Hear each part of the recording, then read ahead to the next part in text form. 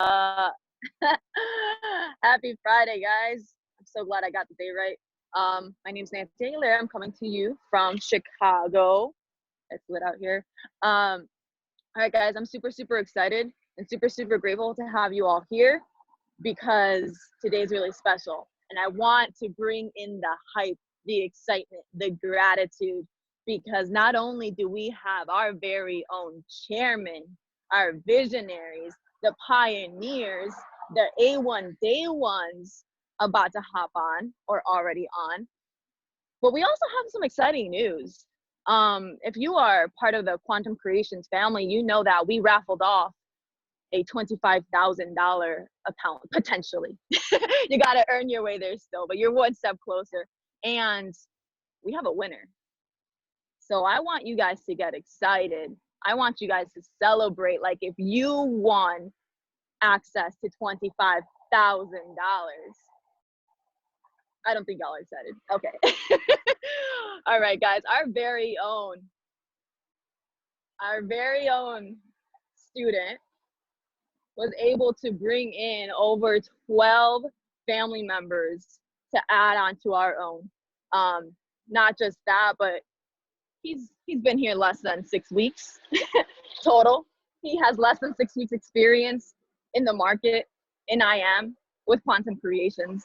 But he's been able to spread the word and enlightenment to 12 of his closest friends or cold market, warm market, whatever it may have been.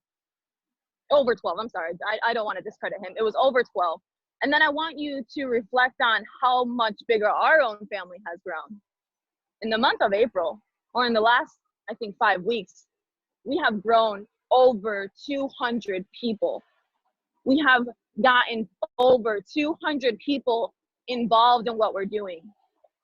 Awakened, enlightened, elevated. Over 200 people wake up a little bit more grateful in the morning. Over 200 people have been connected to over 700 people. That's networking. That's the vision that we have here. So if we could do that in the month of April alone, I just want to congratulate Joseph from Croatia for putting in the work, for showing the plan, sharing the vision, leveraging, putting Mike, Tim, and Jose Carlos to work. That's not the easiest thing to do, but who's to say where the glass ceiling is? There is no such thing. All we are is abundance. We don't know limits. That's not in our vocabulary. So what we have today are a few other pioneers, a few other people that have been through ups and downs. Let's be honest. I want you guys to breathe. And I want you to be ready to receive some knowledge from 3 individuals, especially that are close and dear to me, that I consider friends, mentors, leaders, pioneers, because what they've done is anything but easy. What they've gone through is anything but smooth. In fact, a lot of people have and will call them foolish. But what they've been able to create is anything like we had ever seen before. They are movements. You might know them as the ATMs. You might know them as quantum creators, but they have created these movements via their leadership, via their experience, via their vision. They had a vision from day one, and they stuck to it for over 4 years now, individually. So I want to present you guys, and I want you guys to have your questions prepared. I want your cameras to be on in respect to our speakers, to show them that they have your utmost attention. I'm going to bring on our very own chairman, Cartier, our very own chairman, Tim Sloma, and our very own chairman and bilingual educator, Mike Navarrete, to the platform. And I have a question to start you guys off, because I'm excited and I wanted to know a little bit more about you, more than I already do. So I'm gonna go ahead and have Tim start Tim, if you turn on your cam, just so I know that you are ready to go. I'm here. All right, Tim. Thank you for everything that you do. Thank you for every way that you've helped me. My question to you is, who are you and why are you here? Jeez, we're starting deep right away. Well, guys, I'm super excited. You know, if you're with ATMs, drop an ATM in the chat. If you're with a QC, drop QC in the chat. And y'all know the vibes. If you're with IM, drop IM in the chat. Guys, it's one team, one family, one vision. I'm super excited we're doing this call together with the value that's going to be able to become provided and the answers that hopefully we'll be able to provide that value. And you know, this is the opportunity to get those questions answered. And so really, really, really don't hold back. I'm super excited about this because there's going to be questions that some people come up with that you maybe need. And that's why these calls are so powerful. This past week, we've had the P150 panel. Y'all are savages. Y'all are chairman in the making. The back office is just lying. We had the P600, P1K, P2K, P5000 panels this week. We're ending off the week with, you know, Mike, myself, and Cash coming on here and really just giving you all of it. You know, as long as this goes, we'll do it. You know, if this takes 1 hour, 2 hours, 3 hours, we're going to be here to make this happen. And so I'm super, super excited. I'm super grateful. Joseph, congratulations. My friend, you have been an absolute monster this month. It is well deserved. $25,000 is yours. And if you participated in the my FX book challenge, you guys have 4 hours to get your link to Mike. If you know, for the tracking of your account. So get that information to Mike, please, ASAP by the end of the night. We really, really, really want to get these accounts up and running so you guys are able to complete your challenges for the next 60 days and get that money. So beyond the point, get that information over. So who am I? You know, that's a super deep question. And who am I? And what was the second part of that, Nancy? Why are you here? Why am I here? Okay, cool. So, you know, a lot of you came up with phenomenal answers that are really, really spiritual and really deep. And guys, I'm me. You know, that's it. I'm just Tim. You know, I think I'm special. I think I'm God's gift to the earth, just like each and every single one of you. I don't think I'm different than anyone else. I just think that I had above average dreams than what someone sitting in an accounting firm would want. And, you know, I think the main reason why I'm here changed over time. And I think that's something super, super important. And I really wish Mike went first because then I could have taken some sauce from Mike. Y'all put me. Mike's the guy for answers like this. But to keep it simple, really, really, I'm me and I'm here for you. That's it. Like that's that. I tell people all the time, if we wanted to up and leave, go to Bali, pay our $500 a month in expenses and just trade, we'd make it happen. But if I can put food on my family's table, why am I not helping 1,000 other people do the same exact thing? And so for me, you guys are why I'm here. I mean, you guys are the ones that make 16 hours days easy.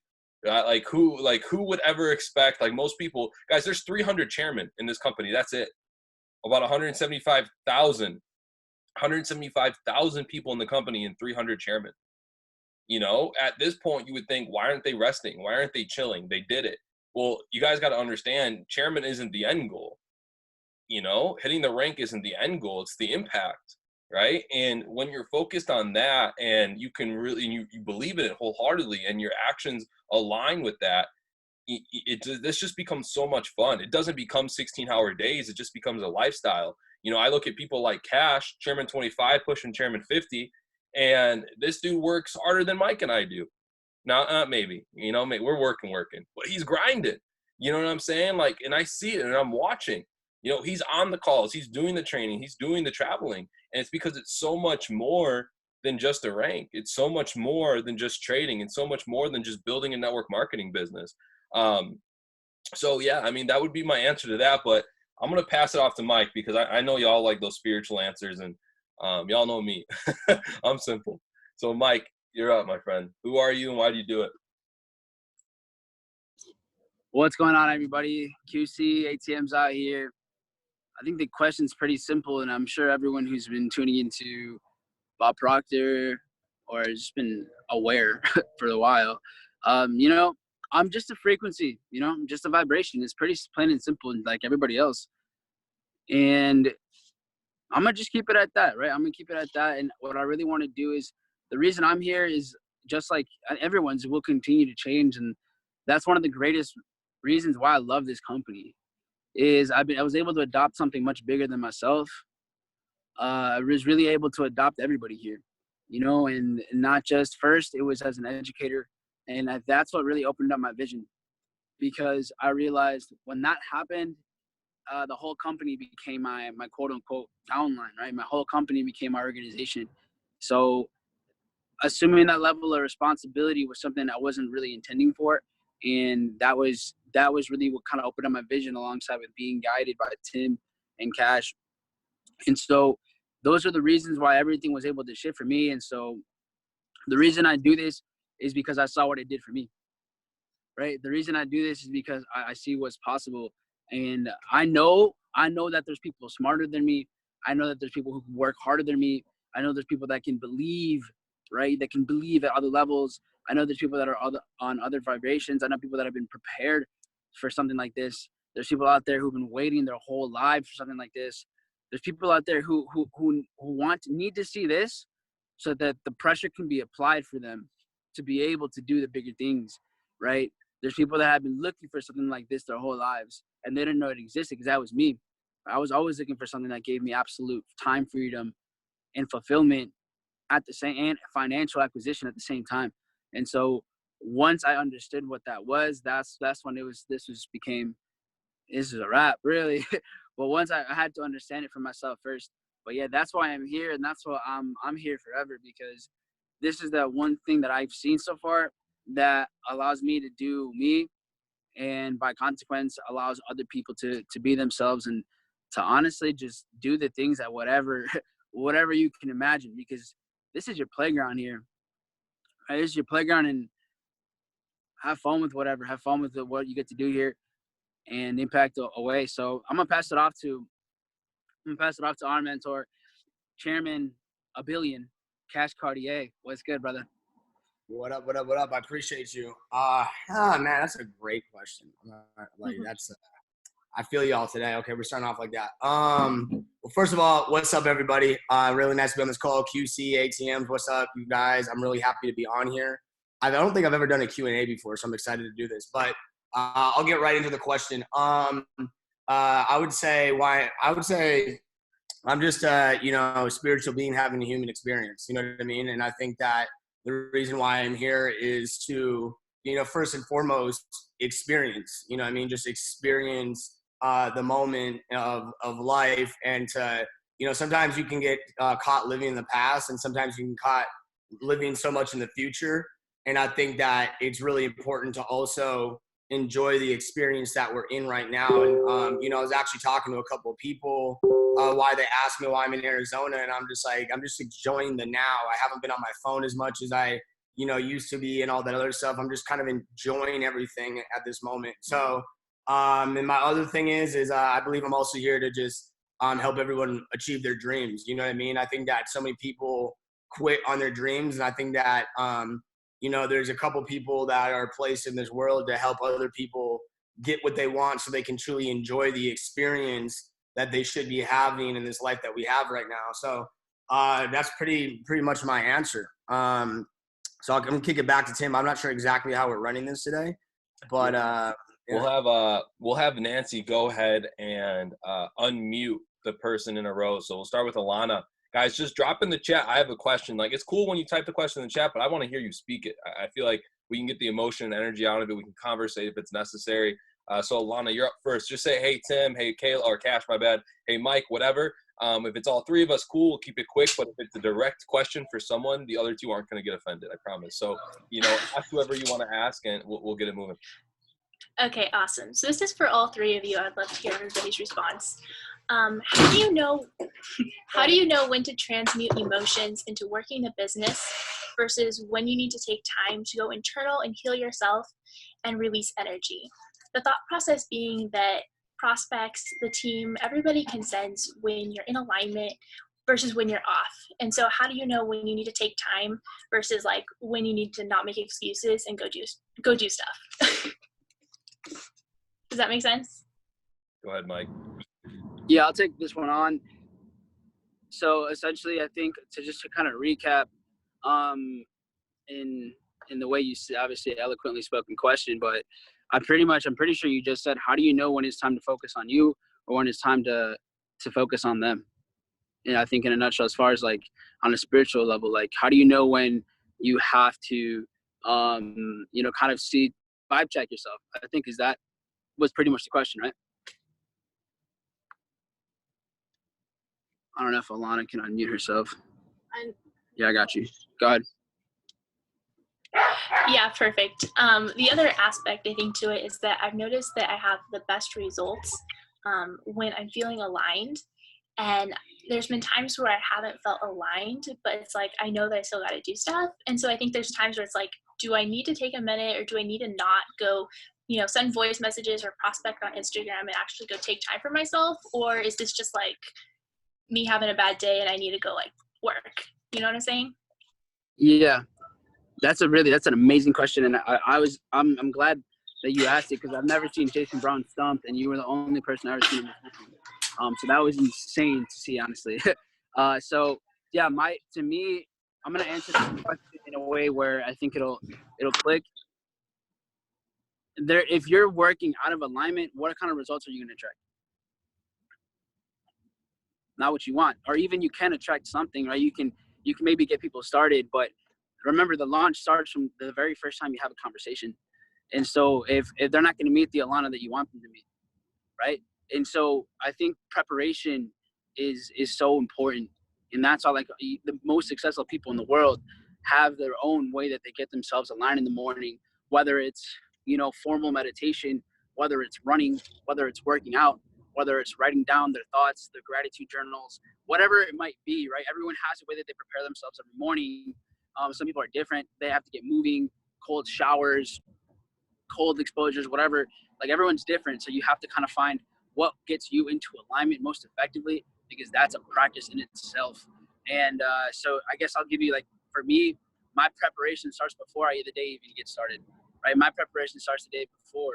And so I make sure, like, it's just getting your subconscious mind pretty much, like, on point. It's really it. Like, everything, almost literally everything, comes down to how your subconscious mind thinks. So it's always preparation. So if I think the best way to avoid a bad day, right, is to set up that day before it comes.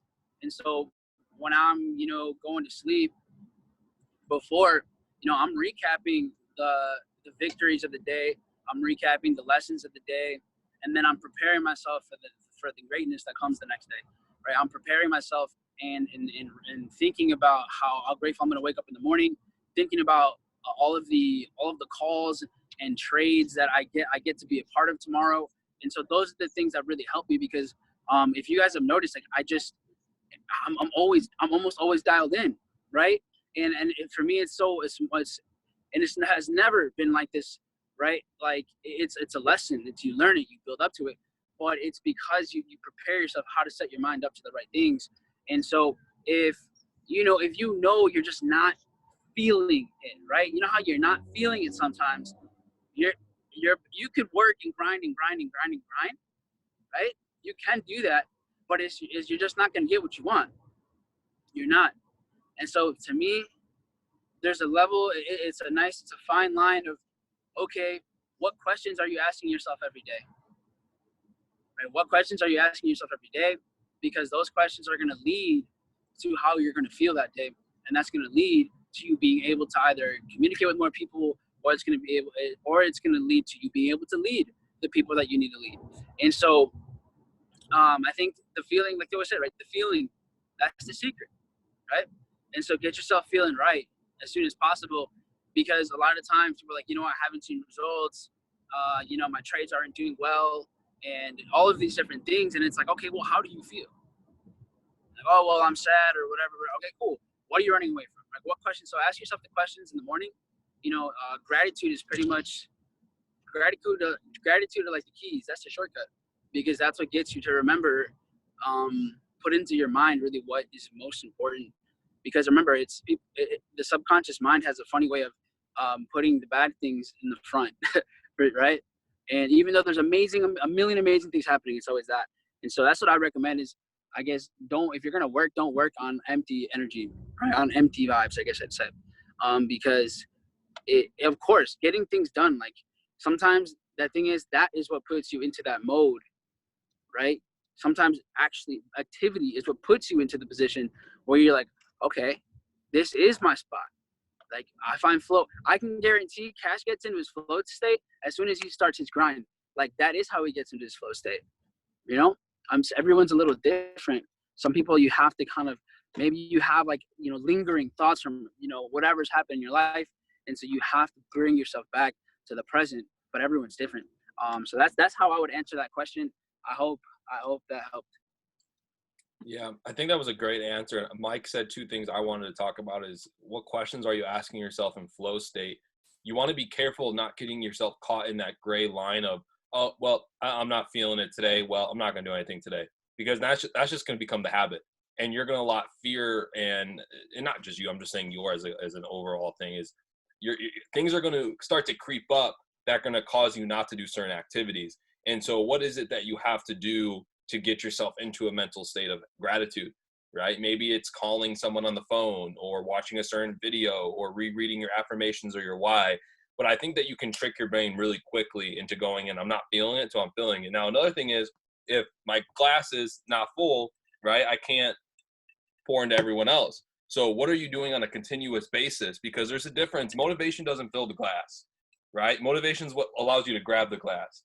It's the personal development, the spiritual development, the affirmations. That's the shit that goes in the glass. That's it. The motivation is what helps you grab the glass, right? And so if you're not putting the stuff into the glass so you can give it to others, then you're not going to be able to get anything done. And so it's really figuring out here what your flow state is and what gets you to move. You know, because I feel you with this. There's sometimes I'm like, oh, shit, I'm tired. But you got to get the job done, you know? And it's when you don't want to is when you probably should. Right? It's that when I don't want to is the moment that's going to solve it. It's the, oh, fuck, dude, I've done 14 calls today. Fine, okay, I'll do one more. And then you have the best call of the evening and you can't go to sleep, you know? So I would be careful of the gray lines, but also know what gets you flowing. I mean, Mike answered it really, really well.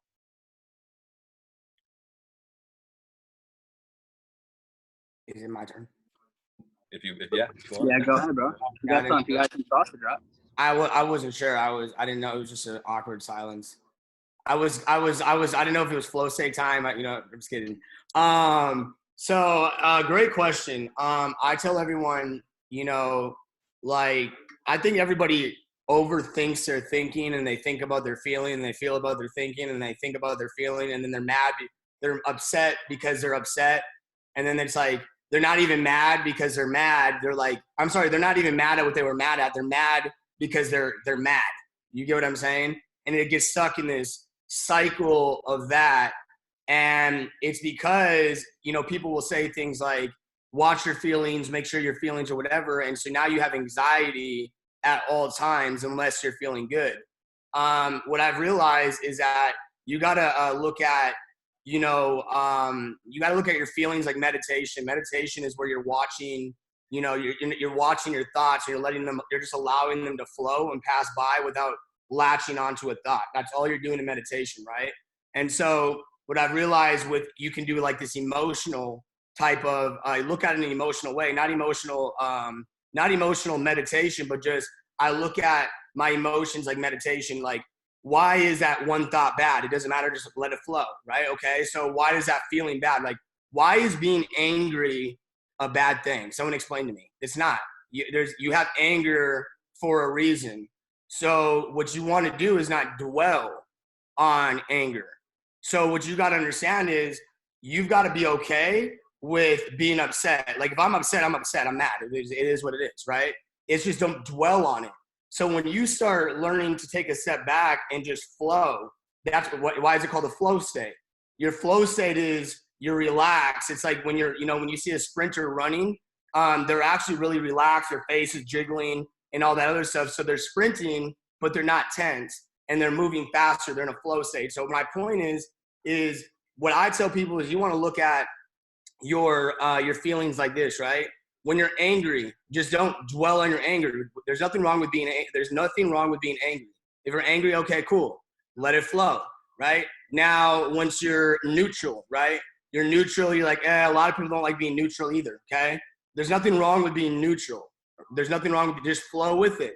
Now, what I tell everyone is when you're happy, dwell on your happiness. Most people do not dwell on their happiness. They just know that they're happy. When they're angry, they dwell on their anger. I'm upset, I'm mad, this person did that. But when they're happy, oh, I'm in a good mood today, and they go on about their day. Why are you not focused on the happiness? Why are you not now yelling, I'm a chairman now, while you're happy? That's when you're attracting the fastest. You're now having an emotional attachment to chairman, to your large trading account, to whatever your dreams are. So you dwell on the happiness. You play the music and you play it loud, and you're dancing around and you're calling people and you're doing that. And so you got to learn to stop fighting, stop going against the current in life. Just flow with it, right? I'm going to show you this really quick, just really fast. Look at this. This is how I like to look at this. Can everybody see my screen? Y'all can see my screen? Perfect. Look at this, all right? Look, these guys are going to jump into this current. Look how it sinks down.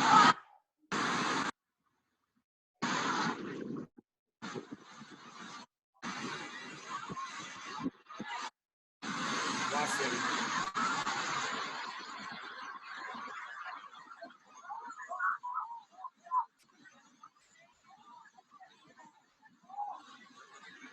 Notice them right here. Notice them. What are they doing? They're not fighting the current. They're when the current's going against them, they're flowing. And then when it goes back that way, then they paddle, right? That's how I look at life, right? Some of you are like, if it's like, if something's happening and life is saying, don't go that way or whatever, you're like, I have to hit chairman this way. No, it has to be that person. They went on someone else's team, but it had to have been them. No, it didn't have to be them. You're going against the current, right? Nothing ever happens to you. It happens for you, right? Everything always happens. That current, right? Someone, if I were to jump in there, I would have drowned, right? In that place right there. So, but for them, the current is going for them. It just depends on how you're looking at it. And that's how I believe that the flow state with life is. So how do I tap in? I'm always tapped in because I'm always flowing. Even if I'm angry, I'm in my flow state because there's nothing wrong with me being angry. I'm going to do my calls just like I do.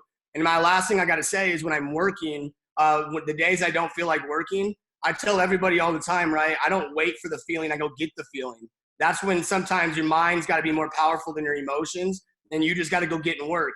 And once you take your first 1, 2, 3 calls, right? All of a sudden you're tapped back in. You're ready to go again.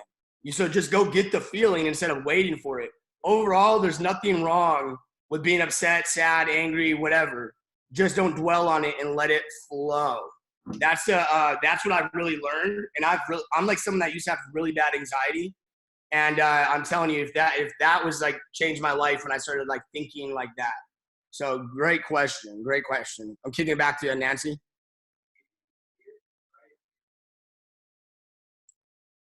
Go ahead and Brady. Brady, you're on mute. Hello, that's me. I had a question. If you guys could restart and like do everything over again, would you do it and why? Whoever wants to go, it's no specific person. Did you ask would I do it? Like, would I do it if I could restart? No, because then if I would have, I couldn't. It's not possible to do it over again. It's just not. Like, it wouldn't have led to being like, if I would have maybe done it different, it wouldn't have led to today, and I love today. So I wouldn't have done it over any different because I wouldn't have grown in the ways that I needed to grow. Like everything, just like Caleb Cash just said, everything happens for you.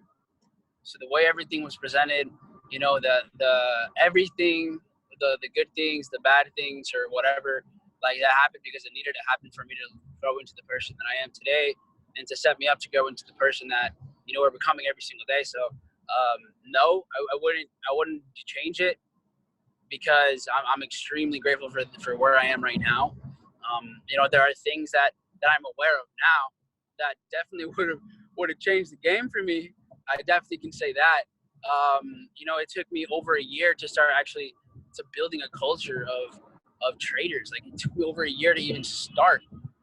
So imagine and here's the thing, like when we got started, it was Q4 2016, right? This is where the foundation really began for the company.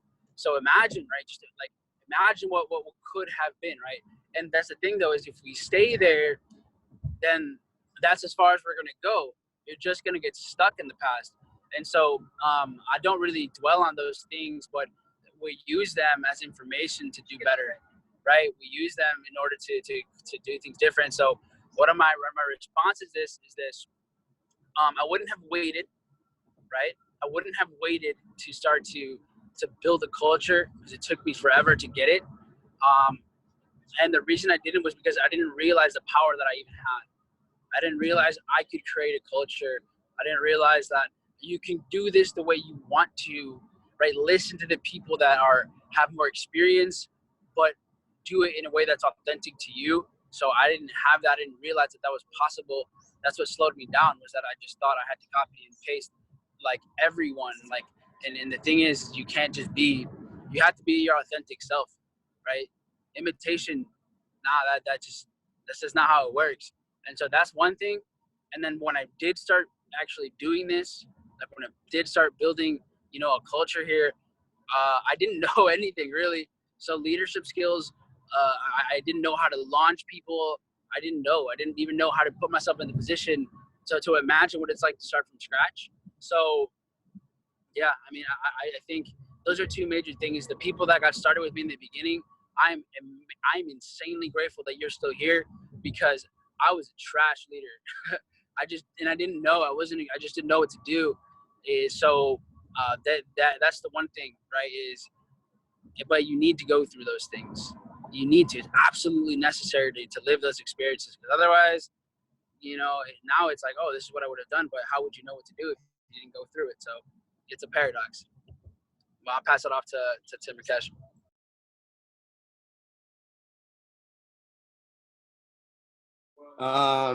What I do differently? It took me 4 years to hit chairman. I thought I was gonna do it in a year.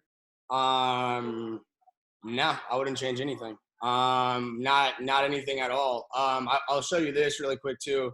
I just know how it is, and it's so much easier getting visuals. But this isn't what made me. This isn't what made me chairman 25. This isn't what made me who I am. These good times.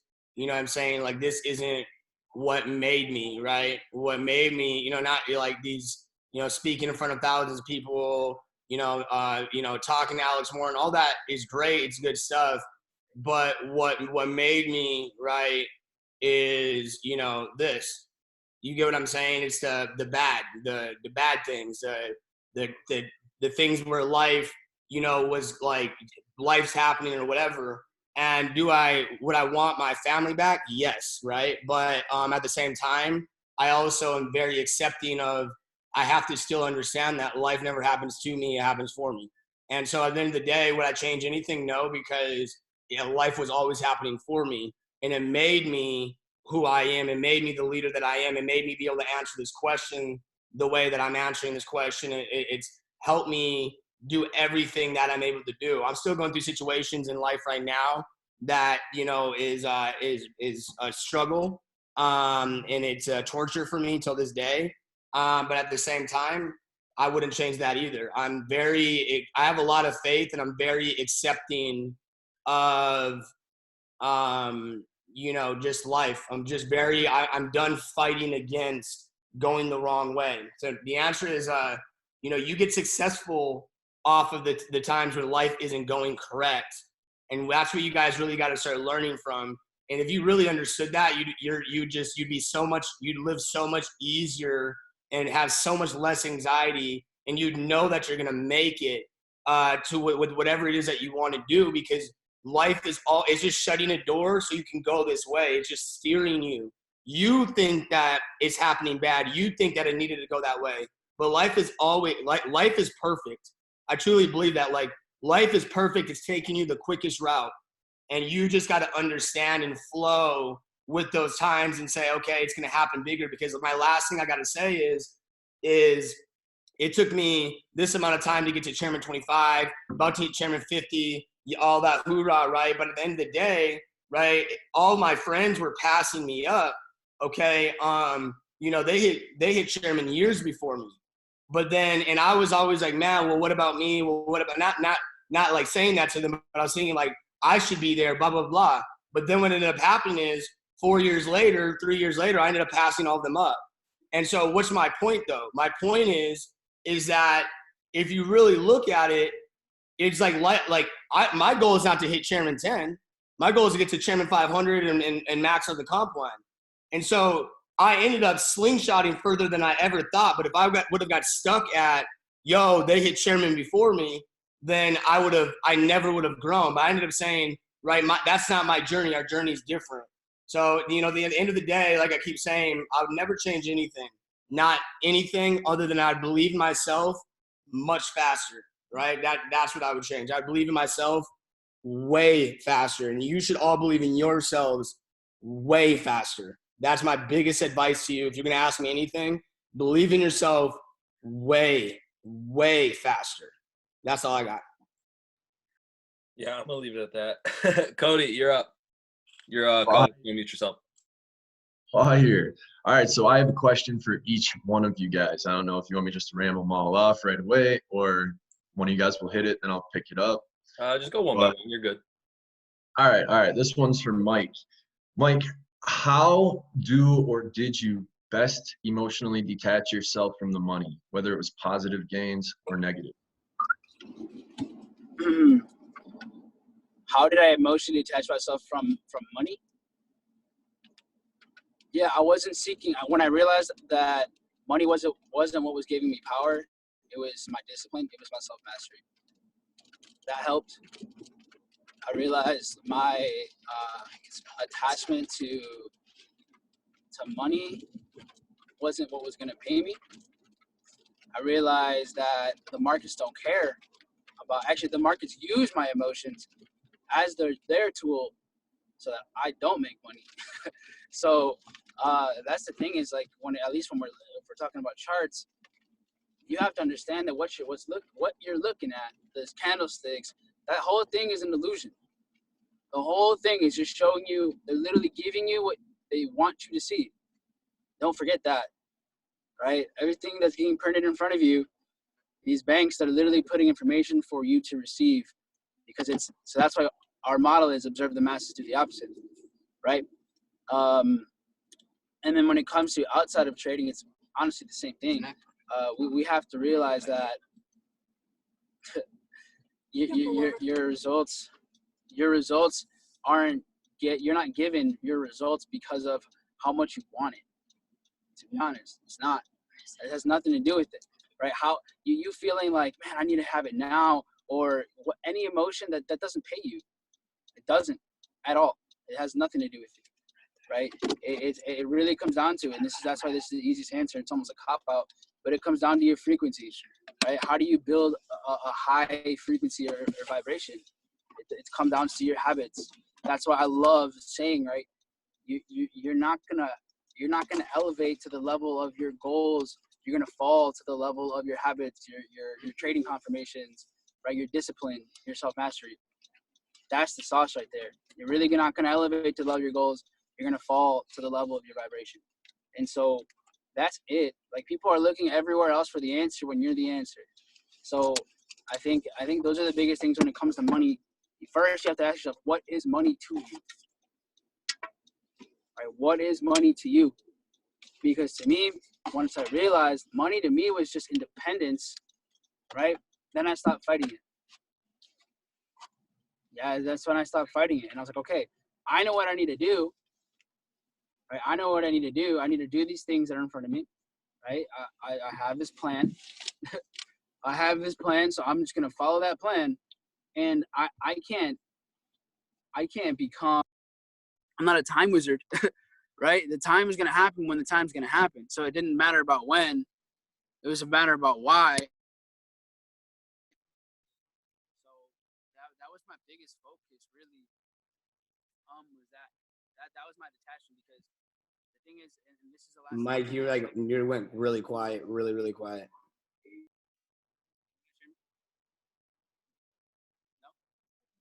No, you're like Oh, I can't hear you at all. Let me know if you guys can hear me now. No, Hello. What the heck? barely. Is your hand over the mic? All right, I got you. No. My Bluetooth was going crazy. You guys still can hear me? I can hear you. You're good now. All right. Nancy's like, I can hear you. She's next to me. So yeah, the one thing I'll say, man, I totally lost my train of thought. Remember, guys, most people here, not everybody, but most people here have been broke their whole lives, right? Whether it's broke-minded or whether it's your pocket's been broke the whole time. So why are you in a rush now? Now that you got the gold mine, why are you now today in a rush to have everything that now you can actually have? Now you have the vehicle, right? Now you have the vehicle. You are the gas and you have the vehicle. So why are you in a rush now to see all the results that you want? When all you have to do is keep plugging in, right? Keep listening, keep being coachable. That's all you have to do now. Now time is your friend. Before it wasn't because you didn't understand it. Now it's your friend. So flow with it. But Cody, that was a good question, bro. Appreciate it. Jeez, bro, I appreciate you, man. That was a fire-ass answer. So I appreciate you. For Tim, what is one thing you needed and one thing you needed to let go of to get where you're at today? Shit. Frick, man. Do you want it the word or the thing to be the same thing, or do you want them they can be different things? All up to you, bro.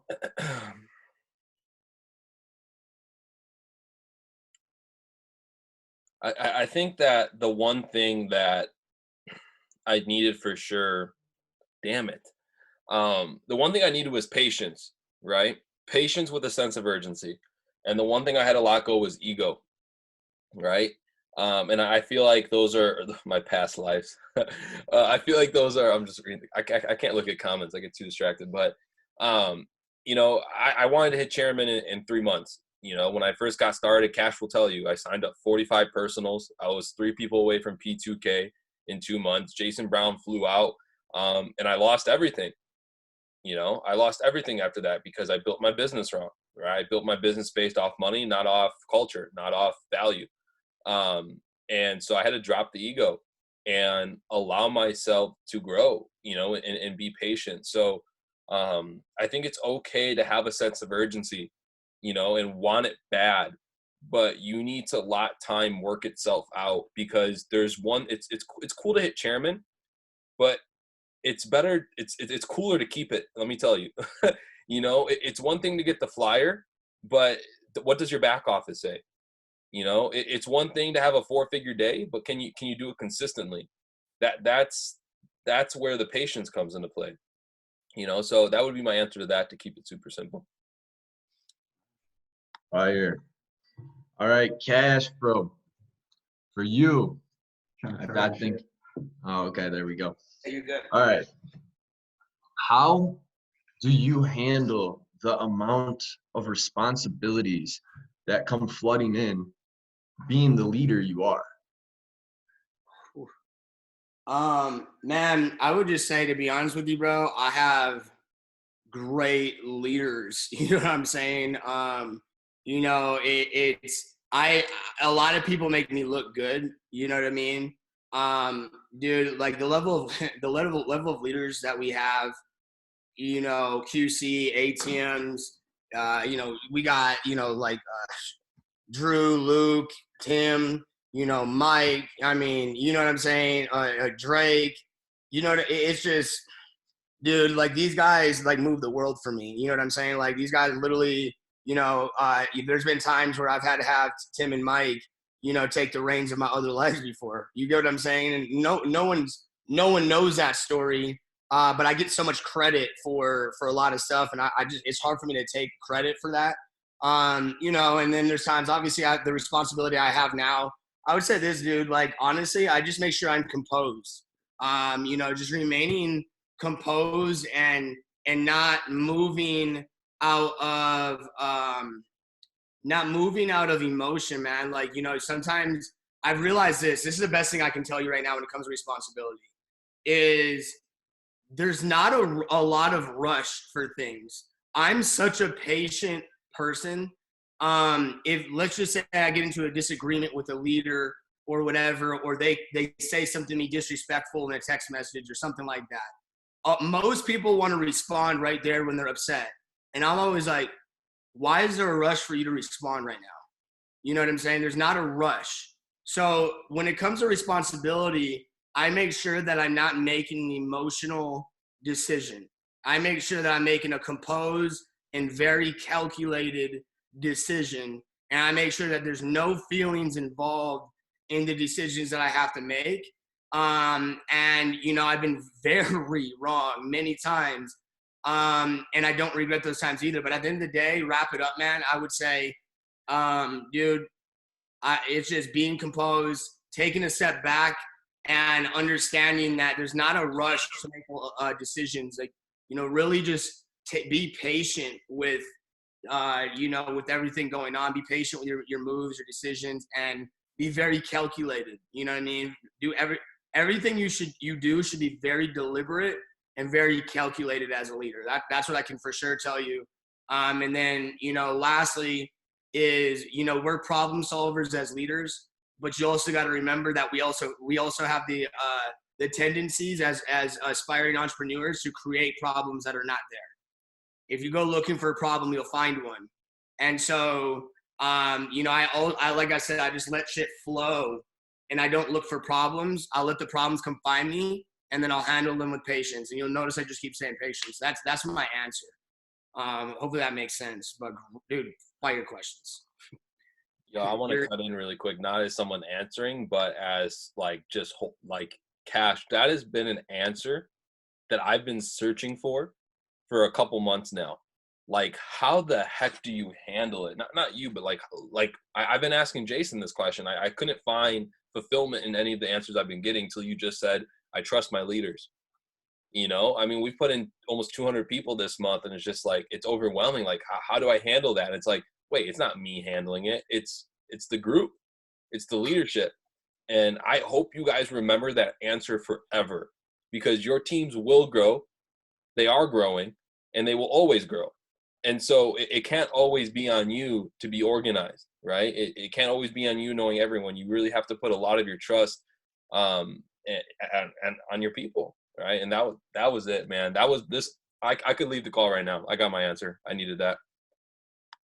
But Jerome, where are you at, man? Drop a 7 in the chat if you're Jerome. I think you left. I don't know if you're still here. If not, I'm skipping you.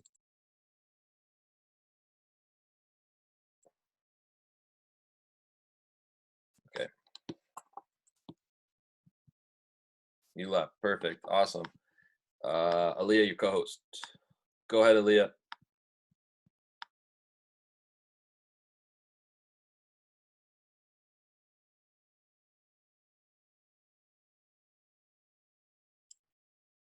Aaliyah, you still there?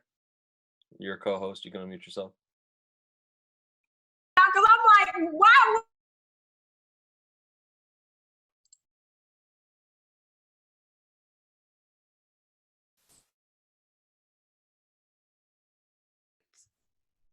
Okay, can y'all hear me?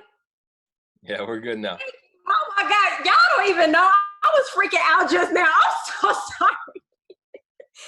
Okay, bringing it back down. Sorry about that, y'all. Okay, first of all, before I even start with my question, can I just give it back to all three of the chairmen on this call? We are so grateful and so blessed to have you all giving us this knowledge, giving us this value, giving us everything that you have, every piece of, you know, experience that you know, gone through. It's really given us, you know, that motivation and that desire to continue to elevate ourselves. And I can speak for everyone on this call when I say I love all three of y'all. Like, y'all don't even know, like, just being able to really express that. Okay, I'm done. Sorry, I have to, you know, gush a little bit. But this question is for all three. How did you handle the support or lack thereof from family, friends, spouses when first starting in the business? And this is kind of like a two-parter question. And the follow-up to that is, if you had any at all, what fears stood out the most as a result of that lack of support? So I guess I'll start. In the beginning, I had all the support in the world. Like y'all know my story. My mom's the one who really convinced me to start learning how to trade. So family support was there, at least immediate, not so much in the professional world of like not, pursuing being an accountant or anything, but immediate support was for sure there. Friend support was there too. It was one of the weirdest things in the world where I signed up everyone that I knew. It was like I Am was free. People were signing up. It was like dollar promo. Only some people know, but okay. I think what really changed for me, because I lost support over time. Like I said, like I failed my first go at this, and lost support. And it came down to, this is the thing, right? You have to check your belief when things aren't going right. You can't just check your belief when things are going good. Right? You can't just be excited about the business when the business is growing. Are you still excited about the business when you're in retracement? You can't just be grateful for trading when you hit TP. You gotta be grateful for trading when you're hitting a stop loss too. So that's really the thing that you have to do, and that's the thing that worked for me. Another thing that helped me was I found someone, I just got underneath their wing. I got underneath John Guaman's wing. That was it. Like I was glued to John Guaman, like glue.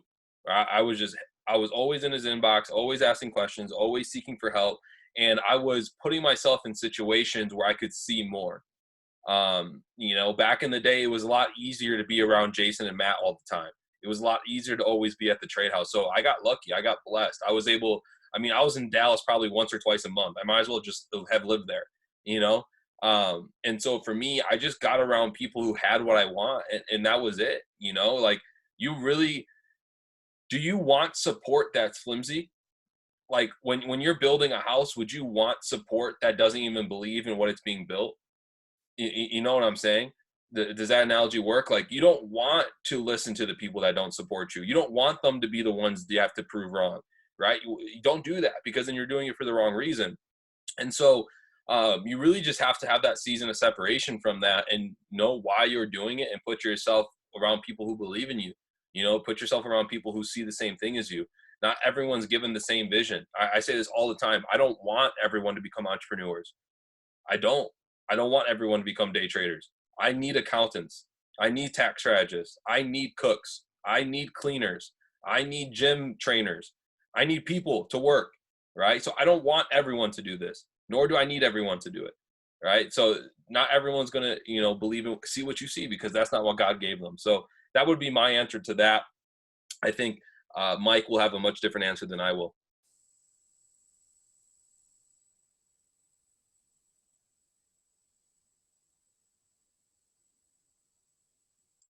I'll go. I don't know if Mike is going.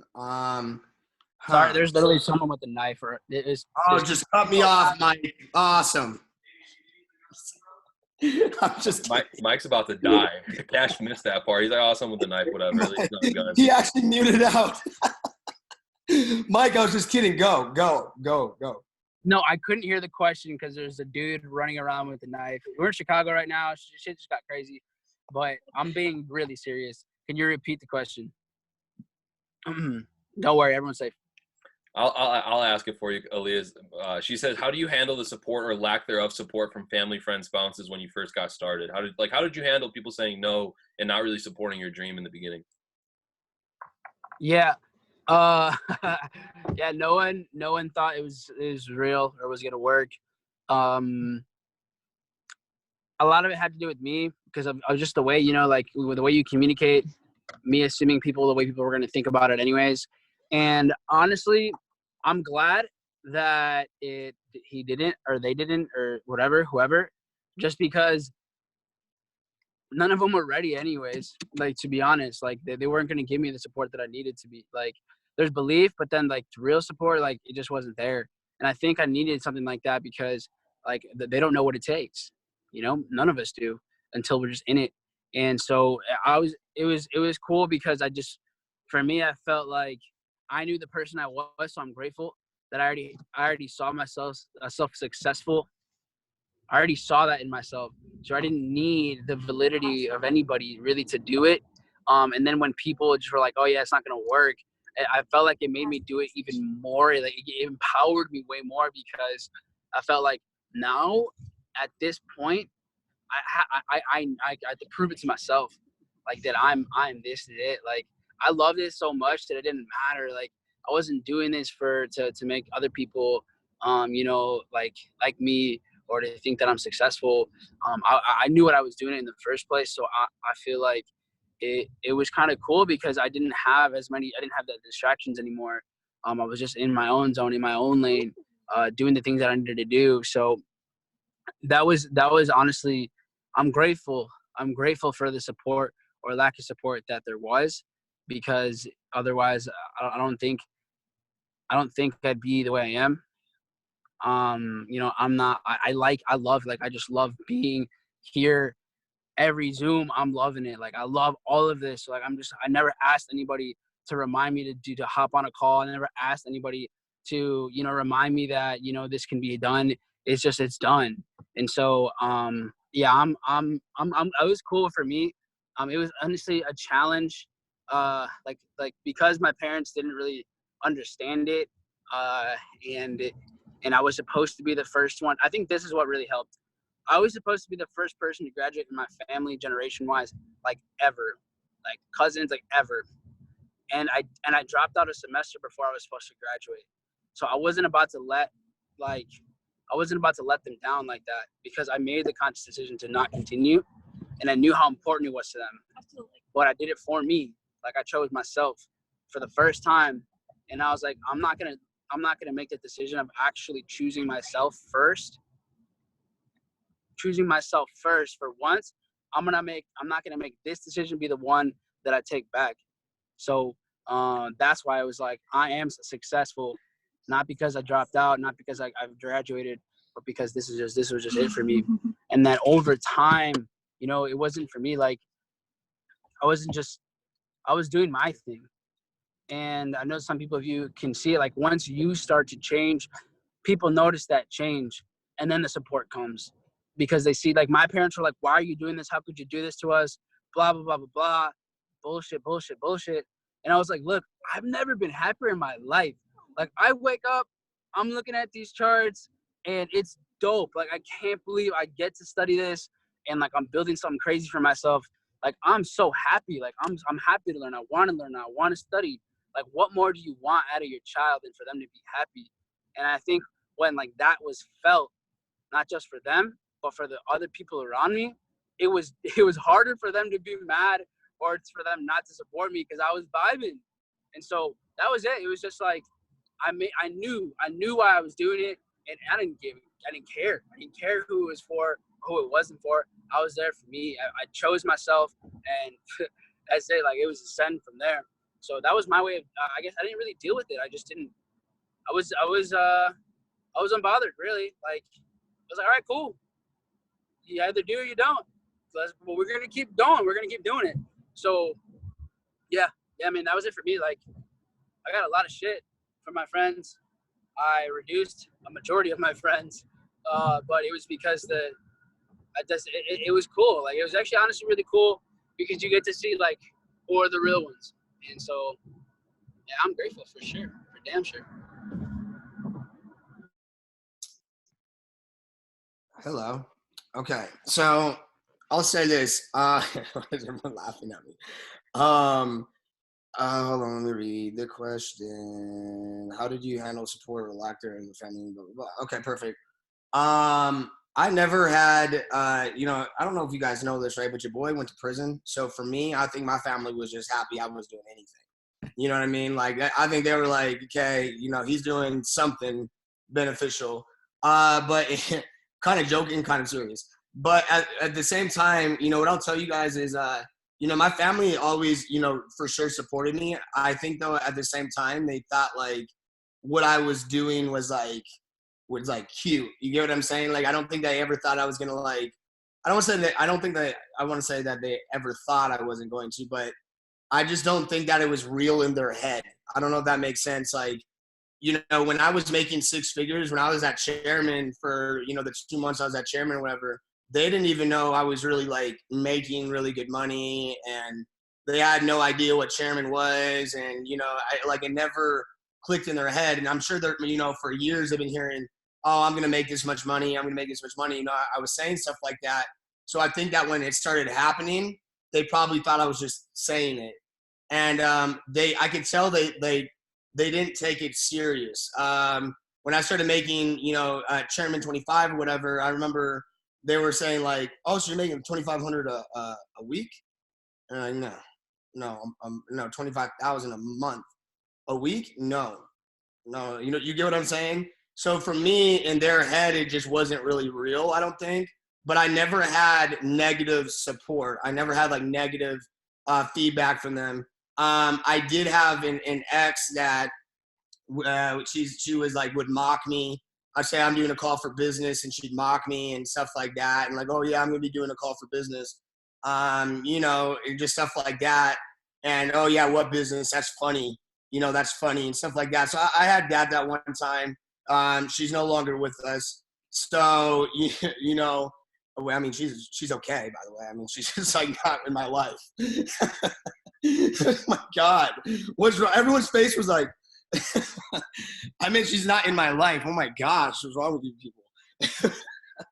But anyways, wrapping up what I'm saying, I want to say this. So I just want to give you my opinion for anyone that does have that issue. And this is just my opinion.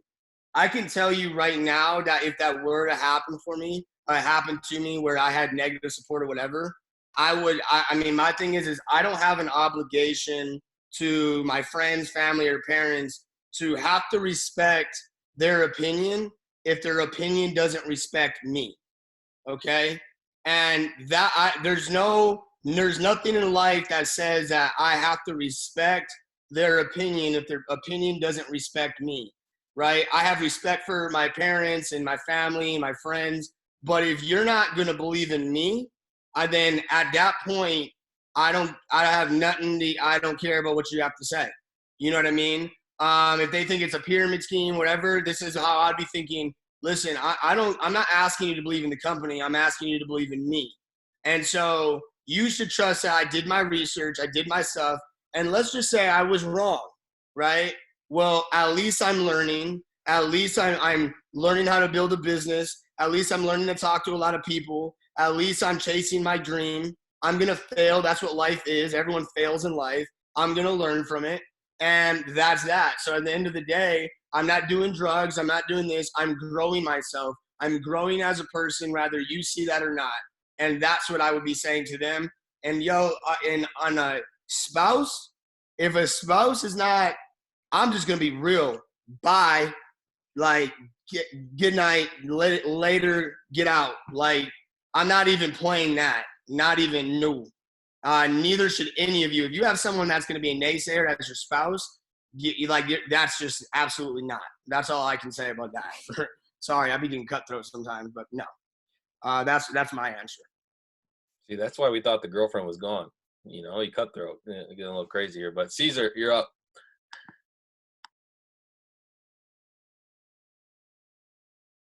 Your co-host as well. There we go. What's up, guys? I appreciate all three of you guys. Thank you for this call. So check it out. We got a lot of new members starting up in the family, and understanding that work-life balance doesn't exist. So strictly talking about going all in, how would you balance trading, building, social media? Because when someone's starting off with a team and they have 8, 9, 10 people under them, you're promoting the calls, aside from promoting trading and whatnot. So how would you tell these new members to balance going all in and not being stuck on one thing or another, and being able to build it equally or build one first? This is for all of you. Tim, you can go first. Well, thank you for allowing me. I love you, Caesar. Good question. Power blocking, man. You know, this is something that Mike and I go over a lot, is like, when someone wants to go all in, give them all an effort. And the moment they stop giving you all an effort, you move on. not like you move on from helping them, but like really spend time with someone who wants to go all in. Going all in, and you got to check it. Like you got to really check if someone wants to go all in, because going all in is a big lifestyle change. You know what I'm saying? It's a massive lifestyle change, especially in the business that we do and the way that we do it. It's not something where someone signs up and they're plugged into a system. We're super hands-on. You know, Mike and I had this conversation last night about peeling Chairman 500, and I was like, man, we're already doing it. Like, really, we're already doing it. But that's beyond the point. Like, you have to power block your time, and it's breaking down. Okay, cool. Like, you're not working right now. Awesome. Well, congratulations. You're trading from 7 a.m. to about 11. What are you doing? Then you can have lunch, go to the gym, do your reading, do whatever, blah, blah, blah. Okay, now you're doing the business side. All right, now at nighttime, you're hopping on the training calls, doing your three-way calls, right? So I would just say it's power blocking. Like, there is no such thing as balance, like straight up honesty with you. Like, there's things you need to do every single day, like shower, brush your teeth, eat, you know, like go grocery shopping, laundry, stuff like that. Eric Worre always says, if an activity doesn't pay me $500, find someone else to do it. You know, that was something I learned big from Eric Worre, is like, right now I'm not going to pay someone $500 to do, or I'm not going to go pay someone to do my laundry. I can do that in between calls. You get what I'm saying? But power blocking, man, you just got to do it. Like, I don't know how else to answer that. Maybe I'll have another answer at once these guys are done talking, but you just got to do it. It's like nut up and shut up. Like, just get to work, you know, like there can't be any complaining. There can't be any distractions. It's like, do you want it? Awesome. And this is easier for athletes. Like, the best way for me to break this down is like someone who's an athlete. It's like, you want to play? Okay, well, you know, someone else is going to be outworking you the moment you're goofing off, right? Oh, you want to lose weight? How come you keep going to McDonald's? Oh, you want to go chairman, but you don't want to talk to people? Oh, you want to trade, but you're not even paying for your subscription? Nut up and shut up and just do it, you know, straight up. Like, that's what I would tell people, just do it. Like, stop complaining, stop thinking about it, just get to work, and it's done already. It is what it is. I mean, I'll let Mike and Cash answer, but I may come in at the end of this one. But that makes sense. What I'm saying, though, is like, it all comes down to scheduling, you know, like that's really it. And what's nice is there's a system that does it for us, you know. So I'll let Mike and Cash answer, and then I may come at the end, but that's mine thus far. Cash, go ahead. Hello. So Cody, you be killing me, bro. I feel like every time I get on here, I see you laughing at me, bro. I'm about to move you on my screen. Right when I get on here, you're just smiling. Like, why? I love you. Okay, I'm ready. I'm moving. I'm fucking moving, Cody. I can't even see myself speaking anymore. All right, awesome. Looking at everyone except me and Cody. So I would say this. Man, you just got to, like, I'm so all in. I'm just like so all in that it's like my day must respect me type thing. I don't know if that even makes sense. Like, I'm so all in that it's just like my day has to respect me. Like, I'm not going to respect the day. Like, this is my day. You know what I mean? I don't know if y'all ever see my post, but I put, today is my day. There are many days like this, but this day is mine. And that's what I mean by that. I'm like, this is my day.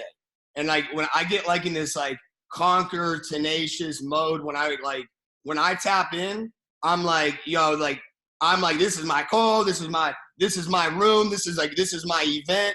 Like, you get what I'm saying? I just tap in like that. And I truly believe that. It's like, I almost feel like you have this thing of humility when you're on the come up and you hit chairman and all this other stuff, but never get humility twisted. There's still a savage mindset. And my mentality is literally like, time hasn't moved for me. Like, it's just like, I have that mentality. You get what I mean? But in a real way, just go and keep what Tim said. If you wanted the, more logical answer, I would just go, it'd be time management. You know what I mean? Wake up earlier, go to sleep later, get less hours of sleep, and plan out your day. To be as efficient as possible, right? Your chart hours, you plan out your go live and what time your go live's at. Plan out what time you're going to be marking out the charts. I'm sure you're going to be trading at specific times or whatever, and you work your business around that time. And then the rest of the time, you're nailing it. You've got to learn to be efficiently productive not efficiently active. You got to learn to be efficiently productive and not efficiently active. Productivity means you're producing. Productivity has the word produce in it. Activity means you're moving around a lot, but nothing's getting done. Okay? So you got to be efficiently productive, and you must plan your time for productivity. And the last kind of tip I'll give you on this is I realized, right, when I was at P5K and I was like, man, I really got to get into phase 1 and blah, blah, blah. I'll never forget this moment that I had. And for an entire month, I was saying, I'm going to schedule out like 2 hours a day to write people and to talk to people or whatever. And I realized I was not getting the results that I wanted. And then I realized it's because I was putting up the 2 hours there, but I was being active. So I switched my the 2 hour time frame into productivity, meaning instead of for 2 hours, I turned it into I'm going to send the link out, send out the video to 10 people a day, because now I can track my productivity, but I can't really track my time. You get what I'm saying? And it comes down to managing your productivity and making sure you're efficiently productive. That's going to be my answer. Yo, really quick before Mike jumps in, that was massive what he said about timing and productivity. If someone's still working, they're still going to school, they have kids, their all in isn't my all in, right? Their all in is 4 hours a day.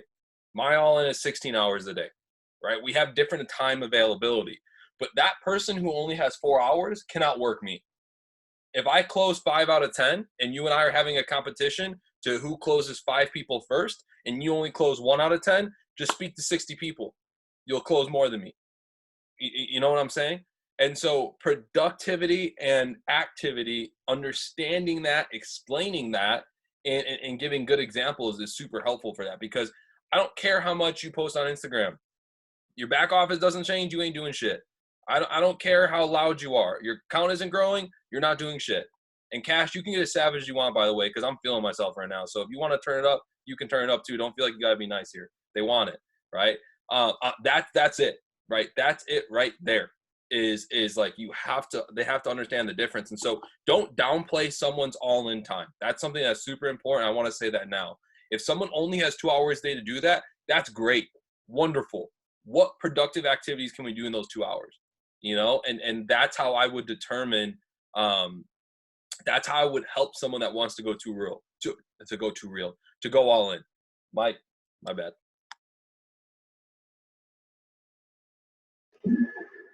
Sheesh. Yo, hear me? Or am I quiet? No, you're good. I'm good? Cool. Awesome. So this balance thing is Jordan the Savage said it perfectly the other day. He said it's like tug of war almost. He was talking about something else. He wasn't even talking about trade about just doing all of this that we do. But that is how it works. It's a tug of war. There's going to be always a shift of focus. There's going to be always things you need to do more than others. But you got to be, when you're doing something, you got to be there and there. And scheduling is crazy. Scheduling is crazy important. If it wasn't for scheduling, there's no way I'd do what I do. Like there's just no damn way. It's not even possible. I teach in English and Spanish for like 20 hours a week. I train all of you guys in both languages at the same time, and I sign more people up than all of you at the same time.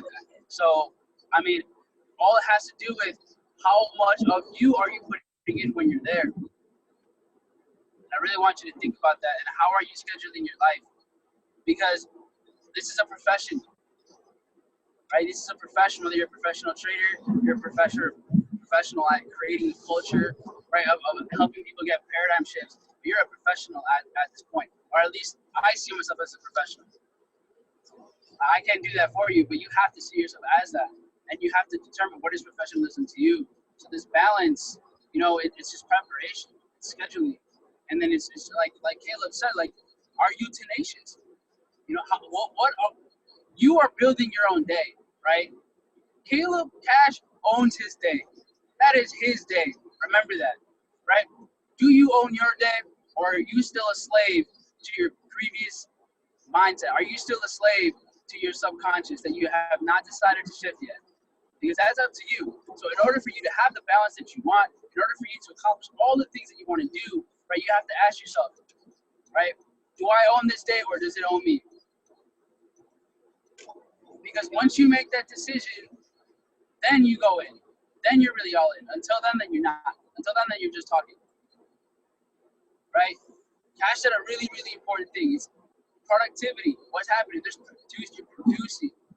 Right? You're producing. That's what's important. If you're trading, okay, how long are you going to trade? You're going to just look at charts all day? What are they going to do for you? What are they going to do for you? There's only so much you can learn in a single day. Right? At some point, you're just in your own head. In the beginning, you're learning how to trade. In the beginning, you're adopting all of this information, you're taking it in, you're learning about yourself. Cool. When you're actually trading in the market, you have a time and place to trade. But you have to use your time effectively. That's why I trade US 30 all the time. I'm on the charts for an hour, maybe 2 hours, max, 4 times a week. That's it. The rest of the time, I have to pour into you, right? You have to schedule your personal development. You have to schedule the time that you're putting into, different people, yourself, messaging other people, right? Reaching out, creating content for yourself, right? Putting yourself out there. You have to schedule it all. I'm telling you, schedule all of it. It's crazy what's possible when you take control, when you take absolute responsibility for your own day. Because that's what it all comes down to, is how much responsibility are you assuming over yourself, over your habits. And let me ask you this, right? Here's what I want you guys to do. After this call, write down every distraction and every excuse you find yourself telling yourself every single day. Every excuse, right? For example, why didn't you get a workout in this today, right? Why didn't you get a workout in today? I'll tell you why I didn't get a workout in today. Because I took a nap. Did I need to? Maybe. But that's why I couldn't. That's why I didn't go work out, right? That was my bullshit excuse. What's yours? Are you owning up to it? Are you being aware of it? And then are you shifting?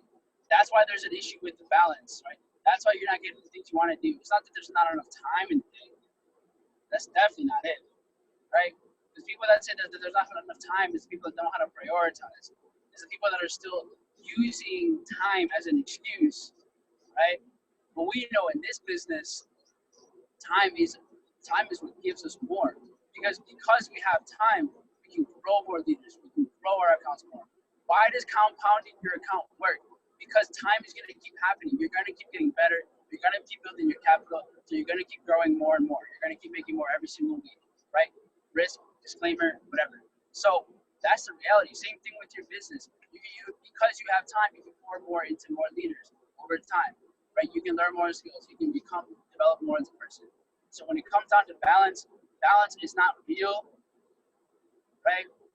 Balance is not a reality. It's just you determining what is your priority every single day. But you have to make the decision. So that's my response, right? Stop giving yourself excuses. If you say you're going to do something, do it. Find a way that works for you. Maybe you fail a few times, but just be as real, as authentic, and assume as much responsibility over your life as possible. Once you do that, it's crazy what you do. It's legit, it's insane.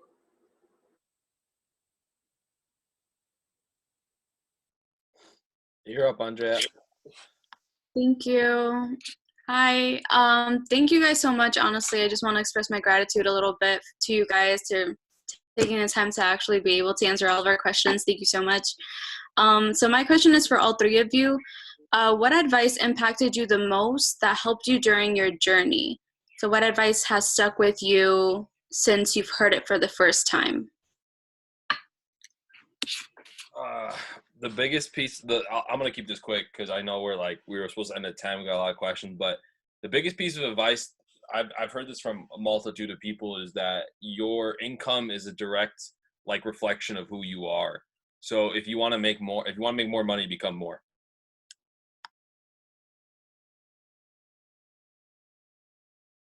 Oh, okay. That was nice. I would say biggest advice, the most pivotal advice I ever got I don't want to say ever, but for me, the one thing that struck my head when you said that was December of 2018, right before January 19th. I remember having this kind of clicky moment where I was, wanting to get Dallas and everybody in Dallas. And at the time, I wasn't a big leader, so you got to understand that, right? And I was wanting to get hotel events and all this stuff going. And I put everyone to a chat and whatever, and it kept falling apart. Long story short, Jason Brown, said he wanted to get on a webinar with everyone in Dallas. And I remember him saying, don't ask for permission. Don't ask for permission to be a leader. And when he said that to me, it slapped me in the face, because I was waiting, or it might have been, don't wait for permission to be a leader. I was waiting for someone in Dallas to throw hotel events. I was waiting for someone in Dallas to organize things.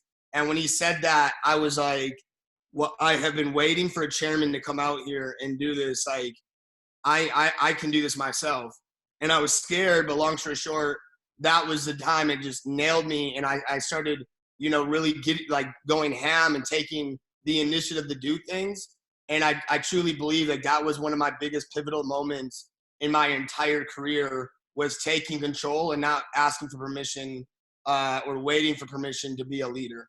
And by the way, that doesn't mean don't listen to mentors or anything like that. I want to make sure that part's clear as well. But yeah.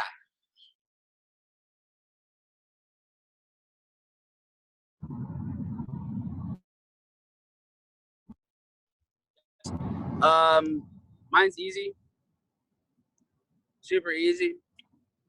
You're gonna receive pretty much what you're vibrating at. It's super simple. I'm gonna just keep it at that. Like, check where your energy's at, check where your frequency's at. Where you're resonating is what you're receiving. So whatever, if you feel like you're not seeing the results you want, then just be better. That's it. Next question. Can you guys hear me? Yes, sir. So hello everyone. First, thank you Tim and Mike for this opportunity, and everyone from the QC family. So Cash, I was following you on the Instagram, and honestly, I was on few live goals that you are like screaming for your team, and I was like looking, and I was like, I found myself in your, like, watching yourself. I just feel like, okay, this guy is a beast, and I'm the same. I'm just not on the position like he is. So honestly, I see me like very, very high, and I see how you and Tim and Mike handling the teams and stuff. And I understand that at one point, one thing needs to go before something. So how you actually manage trading and network marketing? Because like I found myself like, okay, I have some people now under me. I'm working with them. I really appreciate, like, every time new member come, and I'm always there to help, and their success is something that fulfills me. But then I found myself, okay, I'm all day, like around them and stuff. So I don't sometimes focus on myself and my trades. And like you guys said, you're always students, so you always need to be constantly educating yourself. So that's my first question. I have two questions. So if I'm gonna shoot another one, or you guys gonna answer? I'll answer that one first. So, on that, man, what I'll tell you right now is what I do, bro, is I literally just first of all, I take the trades from Gold Cup and all the other stuff. That's number one. Number two, the thing that I do is I trade stocks heavily. I love the stock market. That's me personally. And I'm so familiar with it. And so for me, bro, I literally I don't sit there and look at things all day. I know enough for me to analyze it, analyze something, look at the news, whatever else, place a trade, and I'm good to go. You know what I mean? And I just go on about my day. And I'm more of a swing trader, so I don't sit there and day trade all day or anything like that. So my overall point is, man, like I said, I'm just kind of flow. I just kind of go with the flow. When it comes to learning and educating and stuff like that, dude, I'm gonna be honest, like, especially right now, I've just like, when business is booming like this, I just put 100% focus into business. I'm just being honest. Last thing I'll say too is, like, I just bought a YouTube course and all this other stuff, which I've been dying to get into as well. But I practice what I preach. That's an activity. and out of productivity. And right now the team is producing. And so I don't believe in stocking a store, if that makes sense, during the middle of the day, because that's selling hours. And so I look at my business like that. I don't believe in stocking my mind sometimes when there's sales going on, if that makes sense. And so that's just I just kind of time my seasons, if that makes sense. Mm-hmm. And another question I have, so I saw your Instagram, and of course, everything that you achieve on yourself. So I always respect people who do that, and they can do whatever they want. They can spend their money wherever they want, right? So I see that you like expensive stuff like everyone else, right?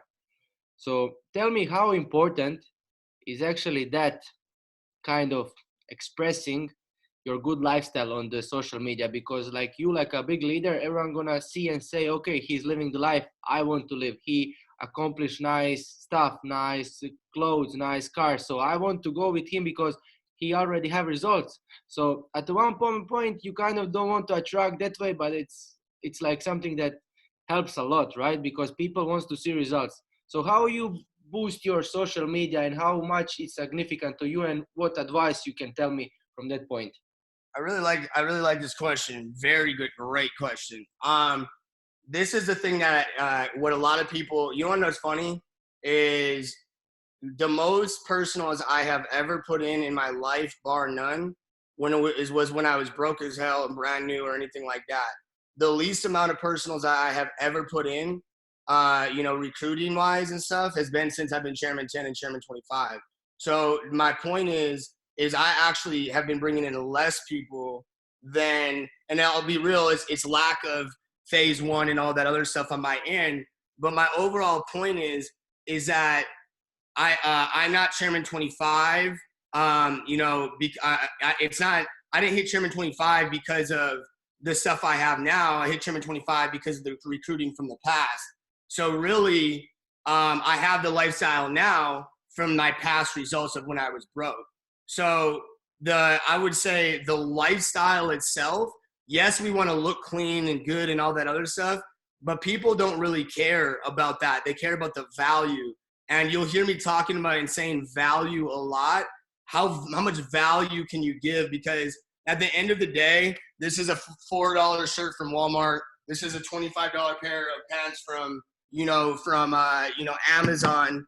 And, obviously I got, a $1,000 belt on and some red bottoms or whatever, right? But I really just wear the same stuff every day because I'm actually not a really materialistic, person.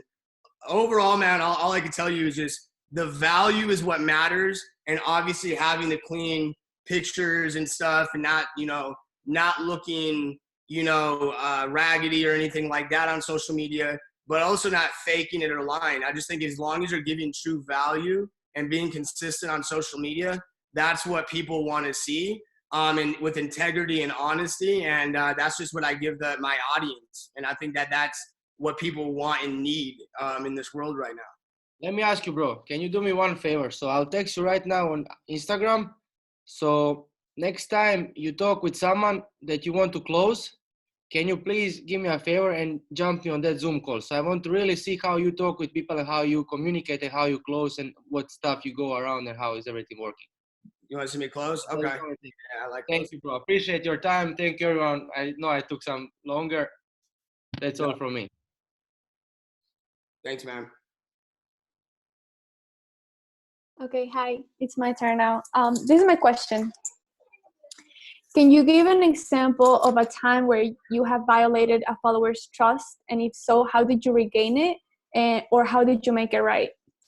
And this is a question for all of you. By follower, you mean like someone in your business or social media? Yeah, someone in your business. Okay. Give me a second to think.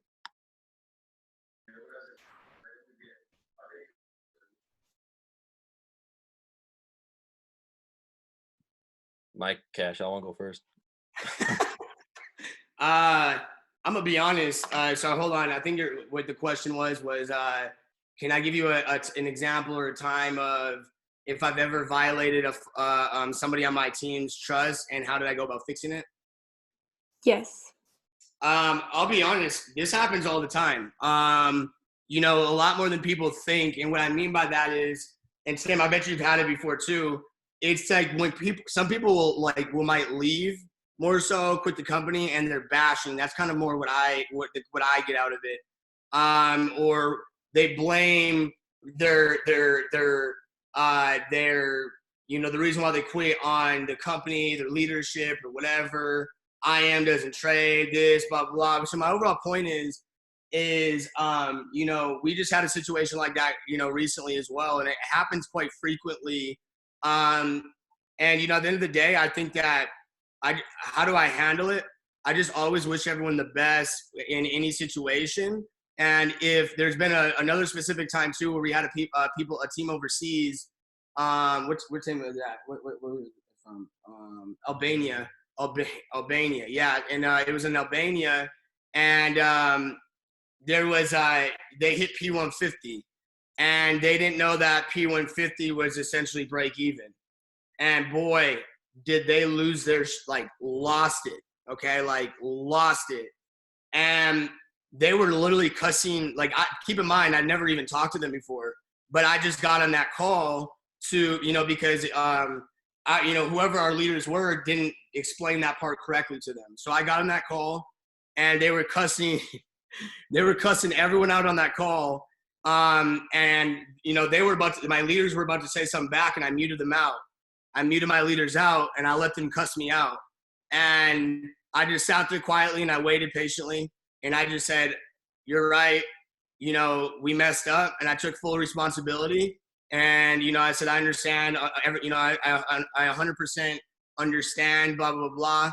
And and I was being sincere. We did mess up. You know what I mean? So I think that as a leader, people want to know that you're taking responsibility for your actions, and that you're aware of what you've done, and that you're not making excuses. Nobody wants to hear "I'm sorry," but nobody wants to hear that. And that's what the biggest thing I can tell you is how I dealt with that situation. And this is what I'm going to give you this last part, which is you can never change what someone does. You can only change the way they think. And so if you change the way they think, then you can change what they do. And so if I can get to the root of why they're upset with me, I can help them understand why maybe it is that this was done this way or whatever. And I can get them to understand that I truly do care, and I truly did not mess up or whatever on purpose, and I'm human. And that's my answer. No excuse, taking responsibility. Yeah, I'm gonna go to mine with showing up. You're with people. It doesn't matter how many times you do the right thing, is when you do the wrong thing one time. And that's just human psychology. I mean, that's just people overall. I think something super important is when you give someone your word, show up. I think Cash answered it perfectly, and there's nothing more for me to say on top of it. But, so you're going to be on a call at 1 o'clock, be on the call at 1 o'clock. If you're going to be late, give some type of warning, always just be in communication. And if you do screw up, apologize and become conscious that it was your screw up, and next time don't do it again. That's something that I think is super important. So I would just say, I would add on to that is always, your word is worth more than gold. Obviously, your word's worth more than Bitcoin, so, and then the second part would be always, you got it. There we go. Cool. And then what Cash said, just take responsibility. I mean, Mike, I don't know if you want to add anything on that, but I feel like that was a phenomenal answer. I think you guys nailed it. Awesome. Stephanie, I'm going to give you co-host now. Hey, co-host, you're up. Oh, I forgot it was my turn. Hello, everybody. Thank you so much, Cash, team, Mike, for this amazing call. So my question would be, what piece of advice or a start point would you give to somebody who wants and is ready to receive, but it's having trouble to change their paradigm, like their mindset? They're ready, but they've been so conditioned to this society that they're having trouble making that first step, they don't know where to start. And anybody can answer. Yo, I actually couldn't hear the question very well. Could you repeat it? So what would you do to someone who's ready, but they have paradigms that are holding them back from taking that first step? Not just like signing up, but like any activity, like very generic. So they're ready to get started, or they're not ready to get started? So they want to make. Yeah. They're ready to change, they're ready to receive, but they just have that paradigm, that old mindset holding them back. What piece of advice would you give them, or what start point would you give to that person?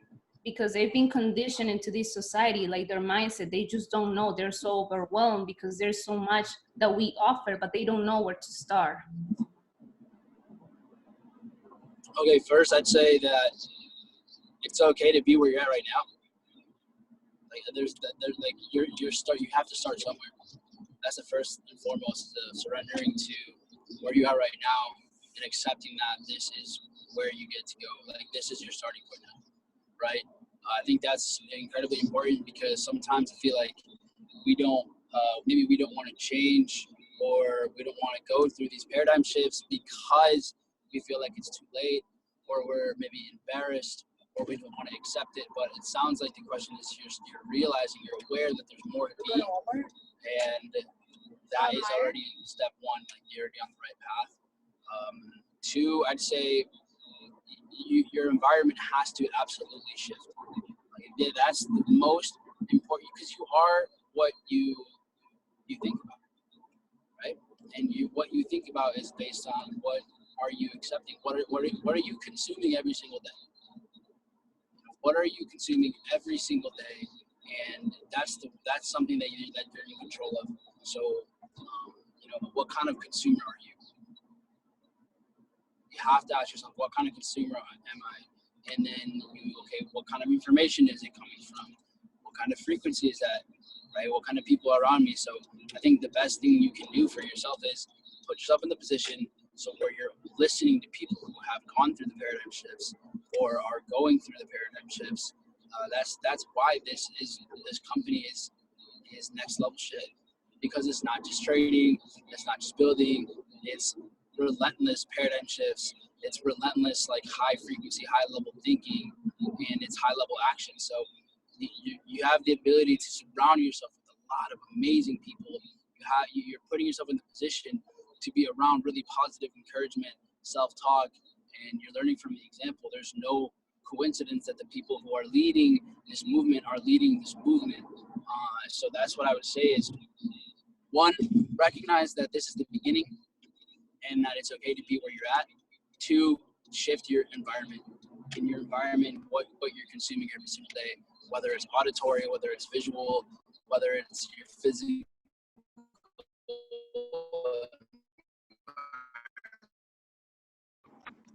I hope that answers your question.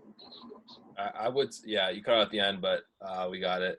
I would say they are ready. I mean, I think sometimes you just have to give someone direction. Like they're coming to you for a reason, right? Like I would never go to the gym, hire a coach, and then tell the coach what to do.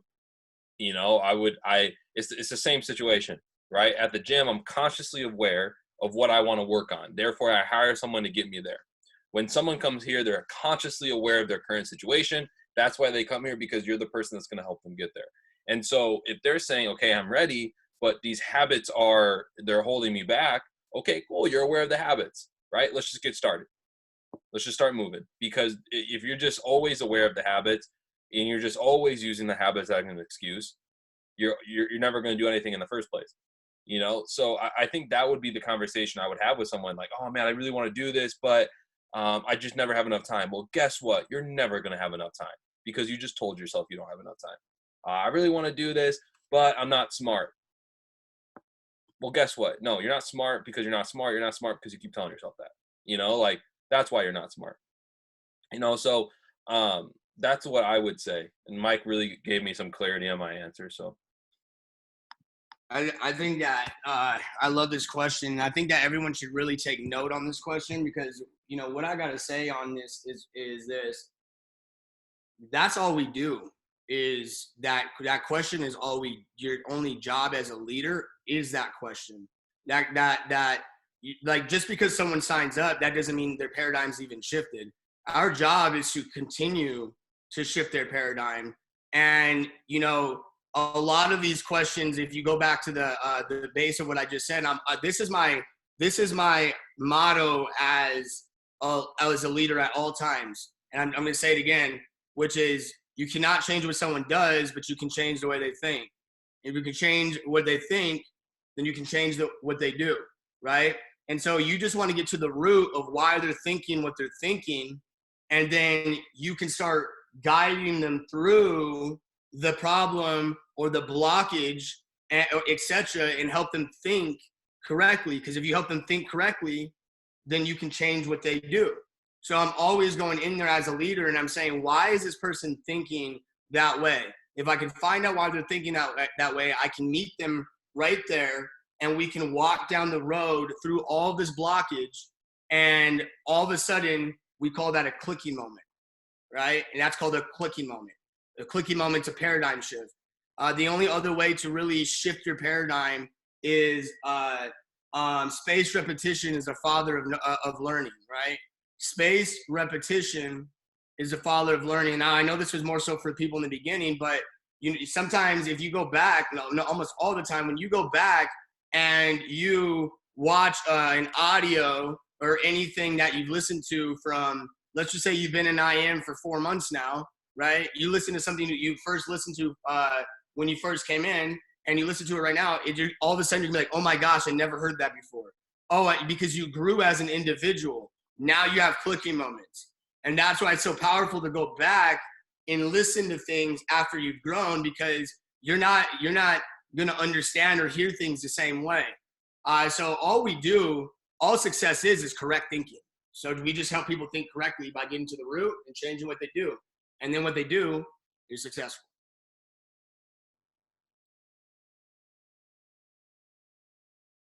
You're welcome, very welcome. Eduardo, my guy. What's up, guys? This question is for Cash. Everyone here, I'm pretty sure, kind of knows your story and what you've gone through. What would you recommend, or what would you advise someone that has gone through something similar, a great loss? And how are you able to bounce back from a situation like that? Great question. I just never stopped moving. I said this, I think my webinar earlier today, I don't know if it was this one, but your mind is like water, and, water is very good for you. But if you put water in the corner in a house and some wood, and it sits there, it begins to rot. It begins to mold. It begins to infest and take down the house and gets disease and all this other stuff. So what's my point?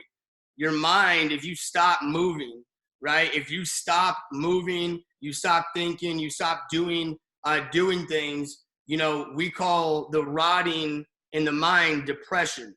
It starts eating away at your brain and all that other stuff. That's called depression. And so I remember, it's crazy because if I go back and I look at my posts, which I look at my posts sometimes when, when my family died, just to see what I was thinking. And I'll be honest with you, I was so impressed with myself. Every time I go back there, I'm like, how did you do that? I still wonder, like, how did you get through that? And I was even saying on there, like, I'm not going to stop fucking moving. Like, I'm not moving. Like, I'm going to clean my house. Like, I'm not going to stop. I'm going to eat. Like, I'm not stopping. Like, I'm going to continue to move, because I knew after all the pain that I went through in 4 years that if I sat still, my mind would rot. And that was my go-to for that. My last thing. And again, I'm just being real. Sorry for the swearing, but I want to give you myself with this. And when my family died, I remember specifically thinking that, if I died and I was in heaven and my family was laying there in bed acting depressed, I would literally be thinking, what the fuck are you doing? Like, get your ass up and go do something with your life. You better go be massively successful. Don't you dare sit there and lay there. I don't care how bad it hurts. Don't you dare waste your life because of me. You better go live your life because of me. That's what I would have been thinking. And so I didn't let my family be the reason why I didn't do something. because my family's not my weakness. My family's my strength. And so that's the way I think about it. You just got to flip your perception on how you view the world, right? So that's going to be, my answer for that is, if you change the way you see, if you change the way you see things, the things that you see begin to change. And that's how I dealt with that.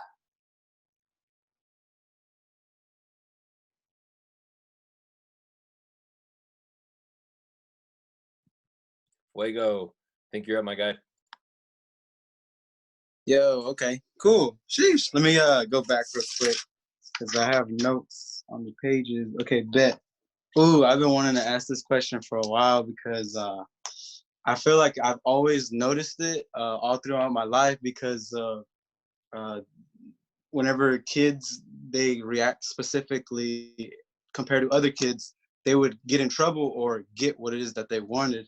So I wanted to know how important this was, especially for now as an adult and with, meeting new people, prospecting and all different types of things, right? So, and I've even heard that Bob Proctor does this. This is like what he does on his alone time when he's on a plane. So he said he studies words, right? Specific words. He'll break down a word. And I wanted to know, do y'all study words and do y'all change the meanings of them, or do y'all research the actual true meaning of them? And if you do, can y'all give us one that comes to mind that we should, rethink of and really change the perspective on that specific word whenever we hear it? So that's pretty much it. Yeah. Yeah, David Amitié does. Therefore, I need to start doing it more. This is a phenomenal question. And you just gave me actually a note that I'm going to take and an activity that I'm going to start doing. I look at that question as, yes, there is meaning behind words. And when you look at words, what is their original meaning? And you can go all the way back to letters, numbers, sounds. If you really want to get really down the rabbit hole with this, you can really get down the rabbit hole with this. And this is why they say the power is in the tongue. I look at words like information, right? Information, what you put in forms your thoughts, therefore gives you your actions. I look at word like eyes, what you see, you say yes to, different things like that, your heart, what you hear, right? David Mite talks about this a lot. So absolutely. Now, your self-giving meaning to words is also important as well. A lot of people ask, what does chairman mean to me, or what is chairman? I tell people all the time, chairman isn't a number. It isn't $10,000. It isn't 500 people. It's characteristics, right? Chairmen eat differently. They speak differently. They see things differently. They do things differently. They work differently. They sleep differently. They read. Chairman to me, right, is a word that I've admired, because if I'm going chairman, it means I'm becoming the best version of myself. So I gave myself that meaning. Now that would be my answer to that. I hope that was super helpful. And you really, really, really just gave me full confirmation that I need to go do something. So thank you for that question.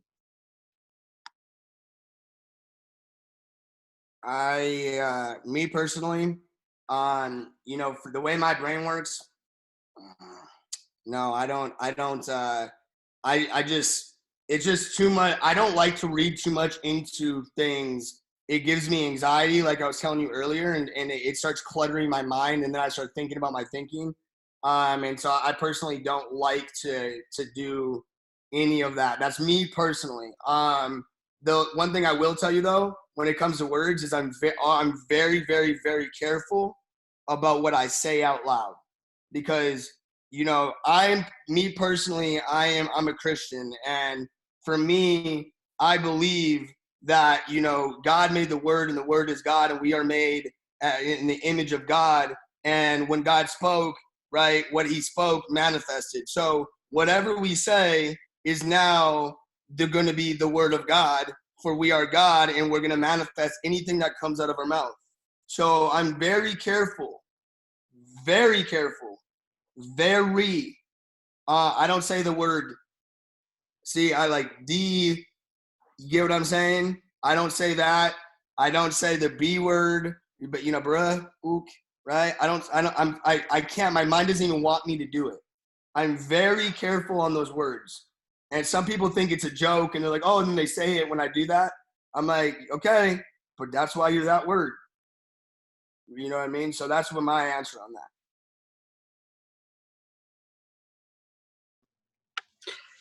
Sheesh. Sheesh. Wow. This question is maybe my favorite question in a minute. And my response to this is yes. There's a study of words, and I don't know, like when you hear a lot of people say, especially high level thinkers, people who maybe you look up to and admire, there's things that a lot of people say, but they don't know what it means. There are so many things that, whether it's Jason or Matt or Cash will say, and you heard it, you 100% heard it, what they said, but do you know what that means? And that's the thing, is like, it's either you have to create that definition for yourself, or you have to find out what does it mean. Because if I'm hearing this over and over and over and over again, and they keep telling me it, but I still don't understand it, then obviously you have to seek meaning for that. That's what I would say. And I want to really piggyback off of what Cash just said, because again, it's eliminating limiting beliefs.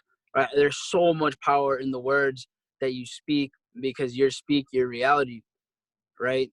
Every day you're speaking your truth, every single day. And so there's specific words that I know we all avoid, or not we avoid, we've just accepted that's not aligned with our identity. So why even have that in our subconscious? Why even speak it? And so I really do, but I love this question. I think it's so powerful. One of the things, the word that I think I look at the most, and I look at it and I just let it kind of simmer, is vibration, frequency, energy. Those three words, I'm all the time, I'm just thinking about them. Like, what does it mean to me? Those are the only three really that I ever really think about, because that is everything. So to me, that's all I study. Damn. That's all I gotta say. Damn. Relisa, you're up next. Hi, everybody. I had 2 questions. Thank you for taking the time, everybody, for being here and answering the questions. You can answer the one that fits the best. So my first question was, when you first started and accepted the responsibility to lead, when did you feel the responsibility and feel that the people were looking for you to lead, and how did you handle it? And the second one is, how did you balance the ability to share your knowledge and also receive from your mentors and the people around you?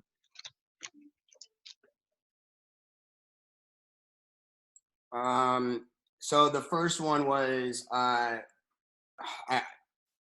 you reread it one more time? Definitely. When you first started and accepted the responsibility to lead, when did you feel the responsibility and feel that people were looking to you to lead, and how did you handle it? To be honest with you, I felt the urge and need to lead immediately, to be honest with you. But I grew up playing sports and football, captain of the football team and all that other stuff. So for me, to be honest with you, I felt it the second I came in. I was ready to lead.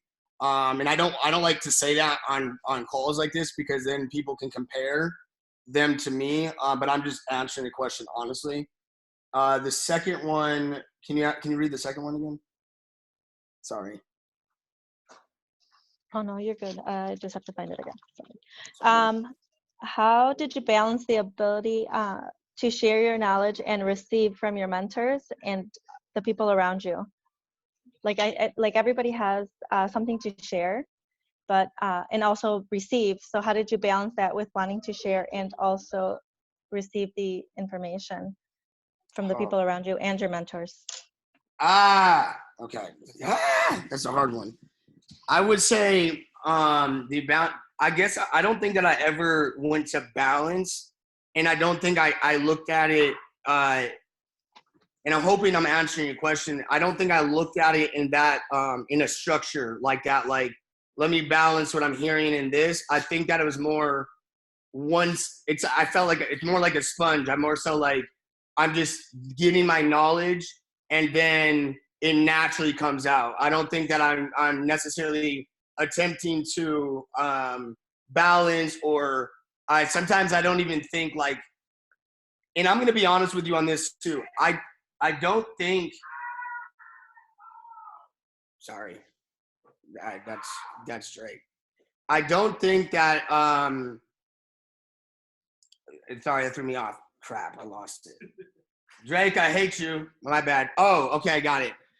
I want to be very clear on something really fast. So in order for you to lead, okay, this is so important for everyone. I do not ever think in terms of this. I never think, let me get information to be a better leader, right? I just grow myself. I naturally become a better leader. So all I'm doing is becoming the best version of me. I'm taking in nuggets and information to be the best version of myself, because you have to put the oxygen mask over yourself before you put it on someone else if you want to save them in a plane. And there's no, with this, right, all you got to do is focus on becoming a better person. Not, I'm going to become a better person so I can be a better leader. It's just, let me get as much value for myself so I can be a valuable person. Because if you're a valuable person and you just are growing, well, now the universe by law must mandatory give you that you must be a better leader. You automatically, it's just going to be there. And it's not even leading by example. It's just, you're truly just growing yourself. I don't know if that makes sense. You're just focused on growing yourself. Last thing I want to say on it, because it's such an important, like, I really want to get this across, is like, in order for you to be in a relationship with someone, you can never be broken and then expect someone to fix you, or be broken and expect to have a happy relationship, right? Well, you've just got to be happy already and then go be in a relationship with another happy person, and now you're happy together. So as a leader, I cannot lead, right? I cannot be a good leader if I am, if I'm only taking information to give it, or if I'm kind of broken as a leader. I must be a fulfilled individual for me to fulfill everyone else, because it never gets easier. You just get better. And so I just want to become the best version of myself. Hopefully that makes sense. But again, it's not leading by example. Stop focusing on becoming a better leader, everyone, and focus on becoming the best version of yourself. And naturally, you will be the best at everything. Naturally, you'll be the best at everything. I don't know if that makes sense, but I really like that last question. Yes, thank you.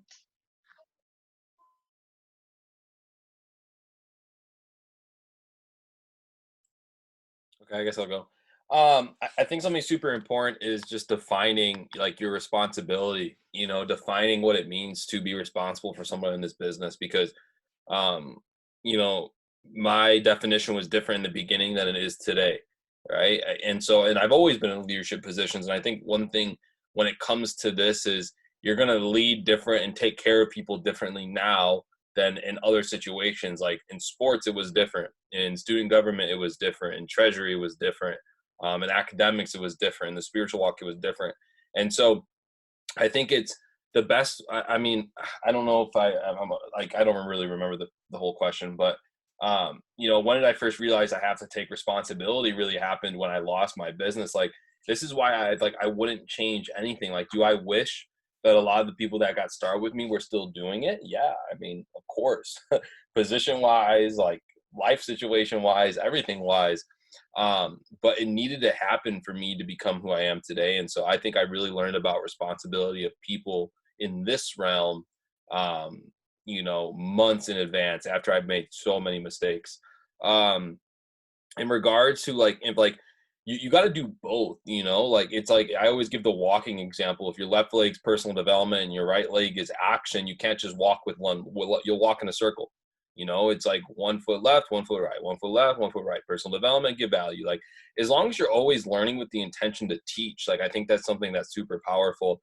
Another thing is, like, you were given 2 ears and 1 mouth for a reason. Sometimes as leaders, we want to talk so much instead of listening to what our people need. That's why these Q&As are powerful. And that's why we've been doing tons of Q&As privately with each individual team, is to see where teams are at so we can base our trainings around that. Like, we always do things with intention. Whether you guys realize it or not, we're always We're always scheming up something.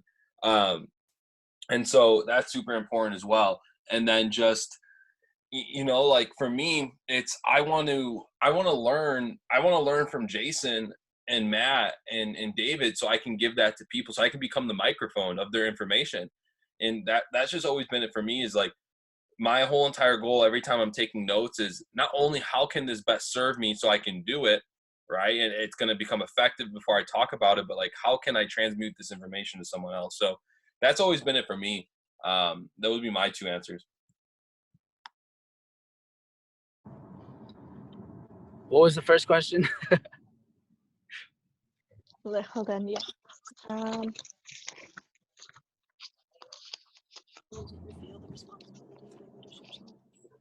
Oh yes. When you first started and accepted responsibility to lead, when did you feel the responsibility and feel that people were looking to you to lead, and how did you handle it?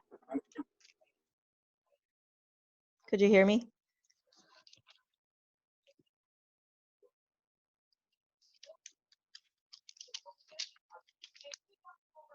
Yo, Mike, we can't hear you at all.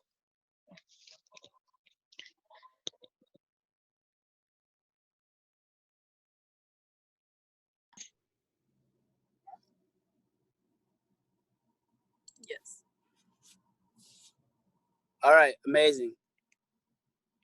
So here's my answer.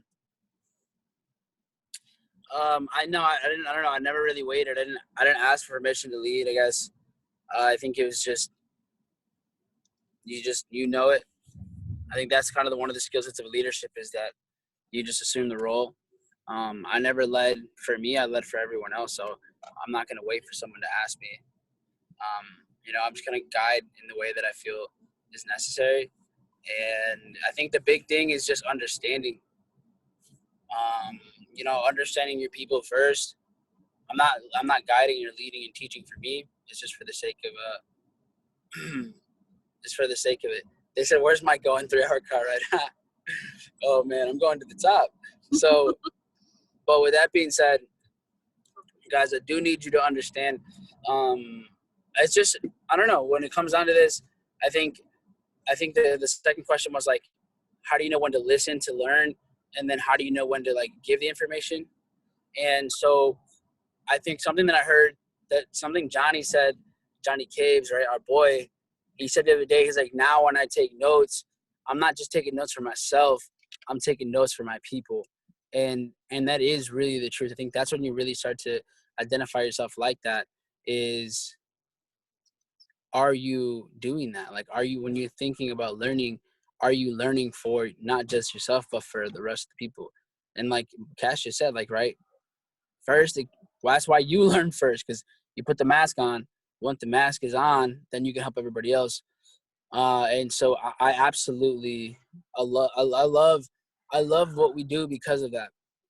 Because it's always about how can I positive different people, and you want to get information from different resources because there's different people, there's different kinds of people. You know, there's and that's the training for tomorrow. If you miss tomorrow's training, you played yourself, because it's literally been months of cultivation. So do not miss tomorrow's training. But the big thing, guys, is when it comes down to this, like, you will not be able to lead the same with every single person. That's huge. And that's why you do need to keep learning for yourself, because the more you learn about yourself, the more you learn about others. And that's why I think that the adventure of personal development is phenomenal. And that's why, if you are looking to be a leader, seek knowledge from different types of personalities, right? Seek resources that other people, for example, if you know there's different types of leaders out there, so ask them what they learn, because that's what has really been building them up. And so when you do that, right, when you do that, then you're going to get different kinds of resources. You're going to learn about people who are very blue. You're going to learn people who are red. You're going to learn people who are yellow. You're going to learn people who are green. And when you learn from all of them, then guess what you can do? Now you can lead. Now you can lead all of them. But I'll go more into. Thank you. Mr. Silverback, you're up. Alexis.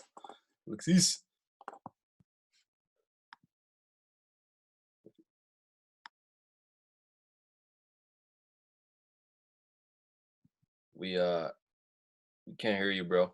I don't know if you're talking or not.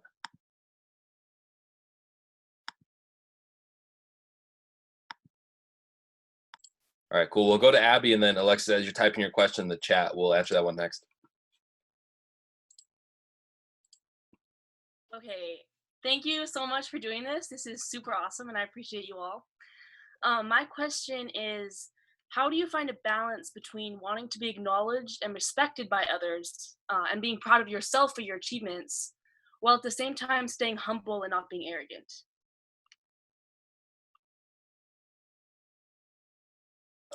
Oh, okay. Go ahead, Cash. You unmute yourself. Oh shit! I was just gonna say you're a savage. Man, can you just say one more time? One more time. Yes. How do you find a balance between wanting to be acknowledged and respected by others, and being proud of yourself for your achievements, while at the same time staying humble and not being arrogant? Okay, so the first part of the question, I guess I don't really, I guess to be honest with you, I don't really care so much for acknowledgement or respect, and I mean that in the most, which is ironic, but in the most humble way. I just focus on just giving the best version of myself. Like I just focus on giving value. I'm not someone that really cares for recognition. You know what I mean? I actually like to be, I'm really low key, I'm kind of a low key chairman, I'm gone. You know what I mean? I'm always in the back, I like to be in the stands with the team, stuff like that. I don't really care for the, I just care about my team. So I guess I don't really care for that.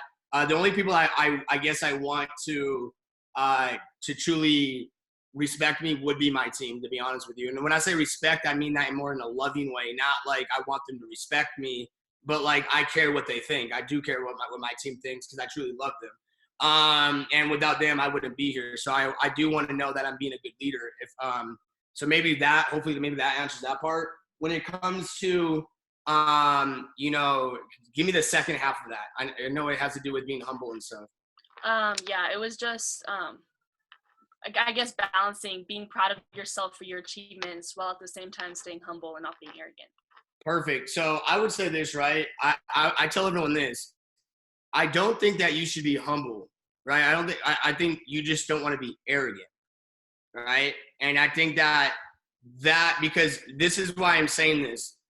Everyone has been programmed that being humble means stay back, like act like you're not confident. And I believe that that's been programmed in everyone's mind that it's a bad thing to be confident. And so if we say be humble, nowadays I believe that means that nowadays I believe saying I'm humble means that I'm not confident. And I think that, we get that misconstrued. So I would say, like I said, in my mind, like I always tell everyone, don't get it twisted. I have passion for my team. I have passion for, everybody that's like, that helps me and all the other stuff.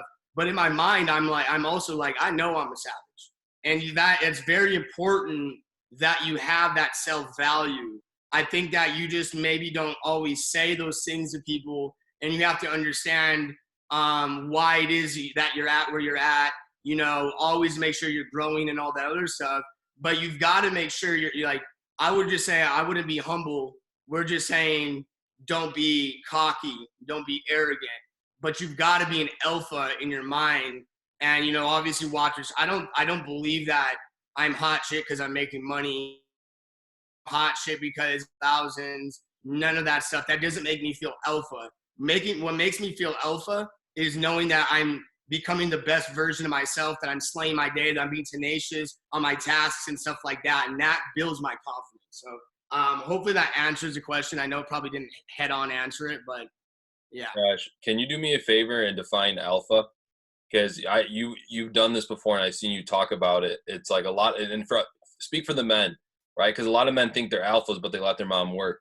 A lot of men think they're alphas, but they're trash bags. So can you talk about your process and as savage as possible, please?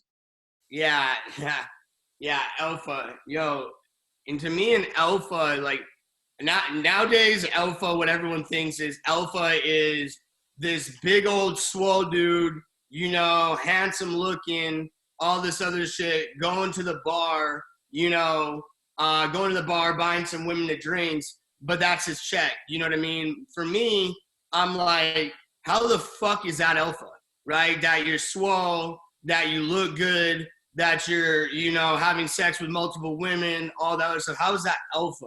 That's not alpha to me. To me, nothing has changed since back in the day, right?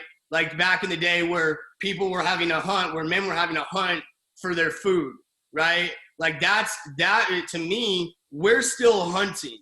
And people got to mess up that, you know, an alpha is let me look cool and macho and act like I'm dope. That's not alpha. Alpha is providing for your family because we're hunting for our food. And alpha is not going to the bar, right? Alpha is you when you go to the club, you have your own section and they bring the fucking bottles. That's alpha, right? Alpha is mom's not working, family's not working, and you got so much money coming in that you can do whatever you want with it. Alpha is if I'm not going to sit here and fight, I'm not going to fight a fake alpha. I have bodyguards because I ain't going to waste my energy on that, right? That's alpha to me. And lastly, I say this to say this, women, there's not a better time in this world to be an alpha because a lot of women I see will be the first ones, I'm just being real, will be the first ones to be up, oh, bottle service, right? But it wasn't your money. You're just a cute girl that got in this section. Oh my God. I'm just being real, right? Yo, it's 2020. You can make money off your phone. You can be an alpha and you can sit there and, you know, lead men. You can lead women. I see a lot of women that are like, I'm a woman, men don't respect me, right? Well, that's because you're thinking that, right? Because if you're an alpha, they will respect you and you're not worried about who's thinking what. Like, that's like me saying because I'm black, I'm short, that I'm worried about what people think. I'm a fucking alpha. I'm an alpha. You think I care if I'm black, that I'm short, whatever? Like, this is my world. They're living in it. Alpha. So women, you got to be an alpha too. I want the women to go buy us some bottle services and shit. I'm just being honest. Like, that's an alpha woman. That's an alpha female that's like, yo, you know what, babe, I got this meal. Like, that's, to me, that's alpha. Sorry, I'm just kind of popping off, but there it was. No, I wanted that. Thank you very much. Thank you very much. That was good. And Abby, just for me to give you the answer to that is I think that what Cash said is great, you know, and I don't think that we should ever work to gain recognition. We should never work to be spoken about. You know what I'm saying? Because then we're probably doing it for the wrong thing. The best leaders in the world they'll be recognized because they're pinnacle leaders. You know what I'm saying? You just do it. I think as long as you're doing it like that, you're good to go. You know, it's like rank is the first level of leadership. Like hitting a rank is literally nothing. It's literally nothing. I can tell how good someone is by what they've done for other people. What their people are doing is how I'm going to judge you. Right? I don't care if you're Chairman 500. I won't use Chairman 500 because I'm going to start calling. This is recorded and some people may watch this. I don't care if you're Chairman 100 and you say you're Chairman 100 and you think you're hot shit, but your team bitches about you all the time. You need to use fake accounts to hit ranks. You need to buy things to get you to where you need to go. You know what I'm saying? So the rank part isn't what's important. It's what am I doing and what's happening to my people. That's super important. And that right there should be humbling. You know, like that's humbling to me, is that I had the opportunity to even be a part of someone. Like when someone says, I'm so grateful that you're my mentor, it's no, I'm so grateful that you allow me to mentor you. Right? I'm so grateful that you've allowed yourself to become my mentee, you know? And so I think we just have to switch our thought processes of how we look at that. The Cash went over it great. I just wanted to make a comment on that because I really, really, really like the question. Can you ask that question again? The first question, Abby? Okay, so the question, the whole thing. Yeah. How do you find a balance between wanting to be acknowledged and respected by others and being proud of yourself for your achievements, while at the same time staying humble and not being arrogant? Awesome. This is a really good question. Can you guys turn that down? I'm gonna go with this. I think it's not seeking respect, it's just being respectful. I think that's just that to say it short and simple. That's all. Next question.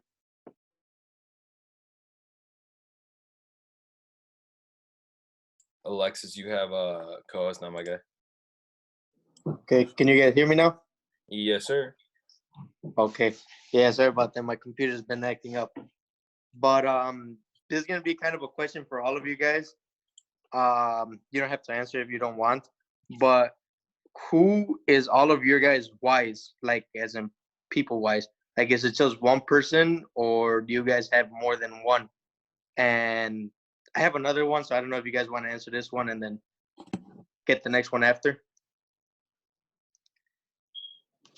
I would do all of them. Just do all of them. Okay. So the first one is, who is your why, or if it's more than one person, and what is your end result with all of this? So as in, are you guys planning on saying an I am so you guys can, no longer talk anymore? Or are you guys having like a vision of being with your wives, like on a beach when you guys are all 70 and just relax with each other for the rest of your life, Okay, cool. I'll go first. I'll start with question number 2. Why can't I have all of it? Like that would be my answer to that. Why can't I be chilling on a beach, but I have a million leaders in my organization still making an impact with the vision I had from day one? I think that's something that's super important. I'll go back to part 1. I just wanted to make a comment on that because I think sometimes we equate rest as like not grinding, and whatever, we'll get to that. But I have a lot of whys, man. I'll be honest with you. Like, obviously, my mother's my why. Like, you guys are my why. Like, I add whys all the time. Once I know someone else's why, it becomes a part of my why. It's what drives me. People drive me. They excite me. Being able. I always tell people, like, I always say I steal energy from Mike all the time. Like, I'm just like, I'm feeling like shit. Okay, cool. I'm gonna hit up Mike, get my energy boost. Right? It's like my meal for the day. It's like a protein shake, but it's an energy shake. So yeah, I have a lot of whys. I would be here forever talking about the specifics of it. I think that, I think it just comes down to intention. Like there's so many things. One thing I've learned, and I learned it a lot these past couple of weeks, is like, you can never not want enough. Like I used to feel bad. I was like, man, like I was making a vision board, and I was typing up all these images, looking. I'm like, man, do I want all this stuff? And I'm like, then I started thinking to myself, I'm like, why the fuck not? Like, why not? Like, why can't I just have everything? Why not? Like, why not? Why can't I have 10 cars? I'll go donate 100. Why can't I have 10 jets? Someone has 25. Why can't I have 15 houses? Why can't? Why? He has 43. I said he has 43. Who has 43 houses? Jets. Oh yeah, the billionaire, right? Different things like that. Why not? I mean, just why not? When I die, I'm going to give it all away anyway. Someone's going to use it, right? So it's just like, I think that we shouldn't feel bad for wanting a lot of things. That I don't know if that was one of your questions, but it's an answer I'm going to give you anyways. And then I see myself doing this forever, man. But at the same time, it's also phase 1. What I'm doing now isn't I am. Like, I really want people to realize that. Like, I'm not I am, I'm Tim, right? And so I'm just going to keep always providing value, whether it's on a stage for I am, whether it's on a stage for GoPro, whether it's writing a book, or whether it's doing missionary work. Like, I'm just always going to keep doing Tim. Tim's Tim, and Tim's going to keep doing him, And so at the end of the day, like, I'll be with I am till the day I die, because when I die, I wouldn't do this business if I didn't feel that my family could receive residual income from this for the rest of their life. I would leave. What's the point of grinding this out for 10 years if I don't think it's going to last 100? I would leave right now. I would not be in this business. I'm just being straight up honest with you guys. I love you guys, but we would do our own thing. We would create our own business. I stay with I am because I see I am lasting forever. That's why I do it. And I want it to last forever for you guys too, right? I want when you die, whether it's tomorrow or 50 years from now, your families are taken care of. So that's really a thing for me. Now, I'm someone that wouldn't mind being on a beach for a month either. Don't get me wrong. But I'm also someone that would hate doing nothing too, right? I think when people escape to nothingness, they never found their purpose of why they were supposed to be here. That's why I don't believe in retirement either. People that retire hated their lives. That's the cold, hard truth. You didn't like what you did the past 40 years. That's why you retired. That's why you want to sit at home and do nothing now, because you hated your life for 40 years. You love what you're doing, you'll never retire, right? So that's my answer to that.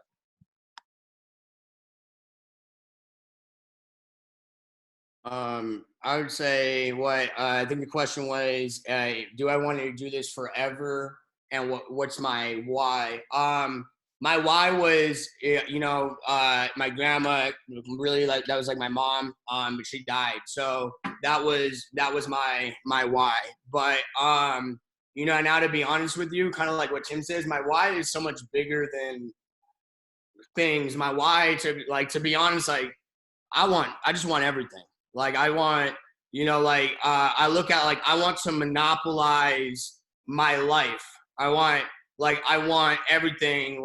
And when it all is just grouped into the same question to me. And I think that's why if you look at our brains, when you get to this chairman level, you're naturally tapped in. And I think that it's just my why. And I don't do I am. I wake up, this is just my life. It's just a lifestyle. This is I want, this is fun for me. I love this. I'm in Arizona. I've been out here for a month. We're supposed to come out here for 3 days. Whatever. I can go wherever I want, work wherever I want, whenever I want. So I want to be on this call. It's just a lifestyle. I want to monopolize my life. That's my why. I'll do this for the rest of my life because I'm not working. I retired a long time ago. I retired when I clocked off busting tables. At the end of the day, my why is to monopolize my life, grow as an individual, conquer every single thing I can in life, relationship, family, finances, spirituality, all of that stuff, and you just gotta really just learn to become an alpha and want to go take it all. I hear a lot of people talk about being a lion. You know what I'm saying? I'm gonna be honest, right? I'm not a lion, I'm an alpha, right? Because at the end of the day, you ain't never seen a wolf, right, dancing at the circus. So that part being said, okay, I'm not no lion, I'm a wolf, I'm an alpha, and I want everything, right? When I come into the webinar, whatever it is, I'm going to give it my best on anything I do, on every question I have, no matter what. I'm conquering the question. I'm conquering my life. I'm conquering anything that I do, because how you do anything is how you do everything. That's my why to grow. Alpha.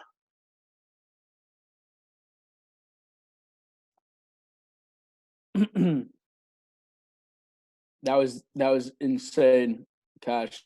You don't see a wolf dancing in the circus. I felt that one. Never heard that one before. So the question was, who is your why? Or if theirs is more than one, can we know? Right? And yeah, it shifts. Like everybody said, this will shift for you always. First, it was my independence.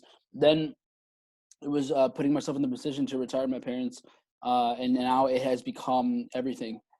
Everybody, I think, and I can genuinely say that, and I hope you can hear the seriousness in my voice, because all of you are so important to me, and it's not just you guys.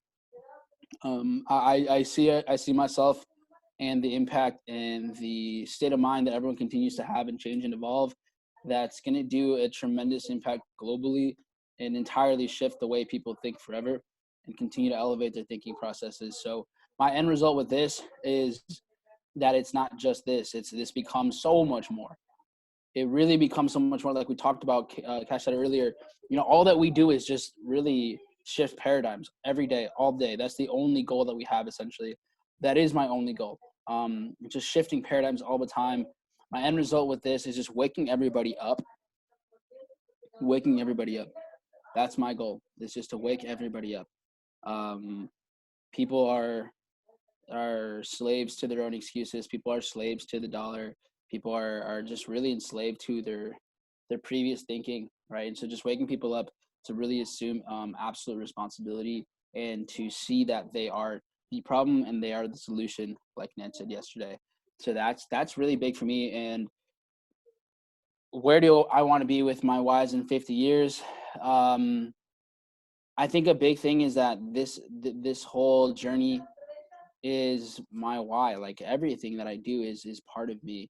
I don't want to not ever do this, because doing like Tim said, like it's not that I am is part of me, right? The reason this is amazing and it's effortless that I can do this for 16, 20 hours a day is because this is in alignment with the person that I am. I just happen to like get paid for this. This is dope. That's really the difference. And in wanting to continue to do this, and this opens up so many different things that are out there. And so in 50 years, I'm going to be doing this because this is in alignment with who I am, and I'm not going to not be me. So it's really that simple. And it should be like that, right? I shouldn't have to be on a Zoom call or whatever kind of experience is happening in 50 years, however we're communicating in 50 years, to be doing something like this, right? The way we speak, the legacy we live, and that we leave, that's going to be more than enough to continue to be a part of this. You know, Bob Proctor, what does he do? He's a part of I Am. He drops nuggets once a week, and that's definitely worth it for all of us. I can guarantee that 100%. So I think our roles will shift, but for me, this will be a part of me forever, and I want to continue to seek to just do this. And the reason that this will last forever is because one person got started with me, and that one person got a couple of other people started, and that's why this created a chain of events that will never not be here forever. Facts. Well, we got Ivana and Ilana. Let's close it out. We've been going for over 2.5 hours now, so I have some announcements at the end as well. But Ivana, you're up. All right. Thank you to every single one of you guys, just expressing that bit of gratitude for this mentorship and just this overall community. So I wanted to know, what would be the best advice you can give to leaders for their teams, or I guess people on their teams that you know that they can do more and they're capable of more, but they're not doing that, without sounding too pushy? Mm-hmm. You can never force anyone to do anything if there's no why behind the action in the first place. And so if you want them to do an action, you have to give them a reason to do it. Like there has to be a level of understanding. So okay, so you want to retire your mom, but you're not willing to watch an hour or go live a day. You're not willing to speak to 10 new people. Oh, they said no? Is that no more important than your mom retiring? You get what I'm saying? So you have to attach a why to an action, and it can't be forced. Anyone convinced of anything, they're never going to do it. You're gonna have to convince them to always do it. But if you can attach what their end goal is to daily actions or daily, methods of operation, it's going to get them to start doing it. It has to be a perspective switch. We can't just change what people do. We have to really shift paradigms. And that's where this all begins to change. And that's when you truly understand that, getting someone to do something is a lot easier. I never want to give someone the answer. I want them to come up with the answer I already have. Right. So what questions am I asking them? Because if I'm the one that it seems like I convinced them to do it, they're convinced that I convinced them to do it. But if they convince themselves to do it, then they're going to do it. So it's what questions can you ask those people to get them to do something, that they need to do.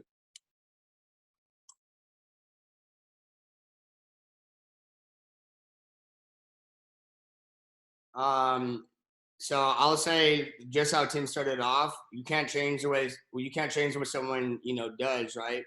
But you can change the way they think. And if you can change what they do, right? If you can change the way they think, then you can change what they do. Always, always, always my answer for getting anyone to do anything is always the motto for me. Like, you'll hear me say that almost all the time, because it's almost always the answer when it comes to motivating people, when it comes to how do I get my team to do this? How do I get this person to do that? How do I get that person to understand this? How do I get that? Always the answer is, I can never change what they do, but I can change the way they think. If I can change the way they think, I can change what they do. That's all you can do. Lastly is what's more important, if somebody is, you also got to make sure, I don't say it's more important, but you want to make sure you're not wasting your time with someone that is not giving their time value, giving their time you know, or energy or whatever, and that you're not wanting to motivate someone who doesn't care to be motivated. Because now you're just wasting your energy. And I tell everybody all the time, like I look at this like hunting. You know, I attack movement. If you're moving in the business, then I'm jumping on you. If you slow down, I'm going on to the next person that's moving fast, because I don't have time to motivate, only have time to move. And just because you don't have a team, that also does not mean that you have time to motivate. That means you're wasting time with the wrong person when you could go be in phase one and bring someone in that's going to produce and all that other stuff. So my overall thing is, you just got to change the way the person's thinking, and then also making sure that you're attacking what's moving. I only work with what is. I never work with what's not, and I don't even try to figure out why the what's not is not working. I don't know if that makes sense. Not everybody can be saved. Not everybody wants to be saved. So focus on those that want to be saved. That's going to be how I answer that one.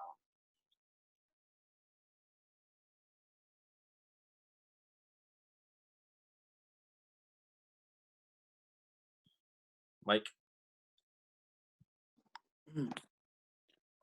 I don't have anything to add. Y'all just. Okay, last but not least, Alana, end the night with us being stuck for a few seconds before we answer. First of all, I just want to say I'm so grateful for all of you. Cash, Tim, Mike, thank you all so much. And everybody on this call, I love you guys. I'm grateful for you. This is so much fun. So I have a few questions. The first one is for Cash. So your Instagram game is insane. Like, it blows my mind. And I think that every single day, like for months and months, you're so consistent, and it's not just like the HD pictures and like how good it looks. It's like you consistently provide value and long captions, and are so consistent on your story as well. And so I'm going to explain like kind of what I go through, and then you can tell me what you think about this. But like, I'll go, for example, I'll get to the middle of my morning and be like, okay, it's time to post. And then I'll have a picture maybe, and then I'm working on getting a valuable caption. And it's not that I can't write the caption, because I can, but sometimes it just takes time. And there's days where I'm not feeling that inspiration, like I have a bunch to say, and it's like, okay, this is also mess up my morning in a sense, where it's like I need to be on the go, or it's like I have a call here, got this, got that, like I gotta go. And I guess what's in my mind is like,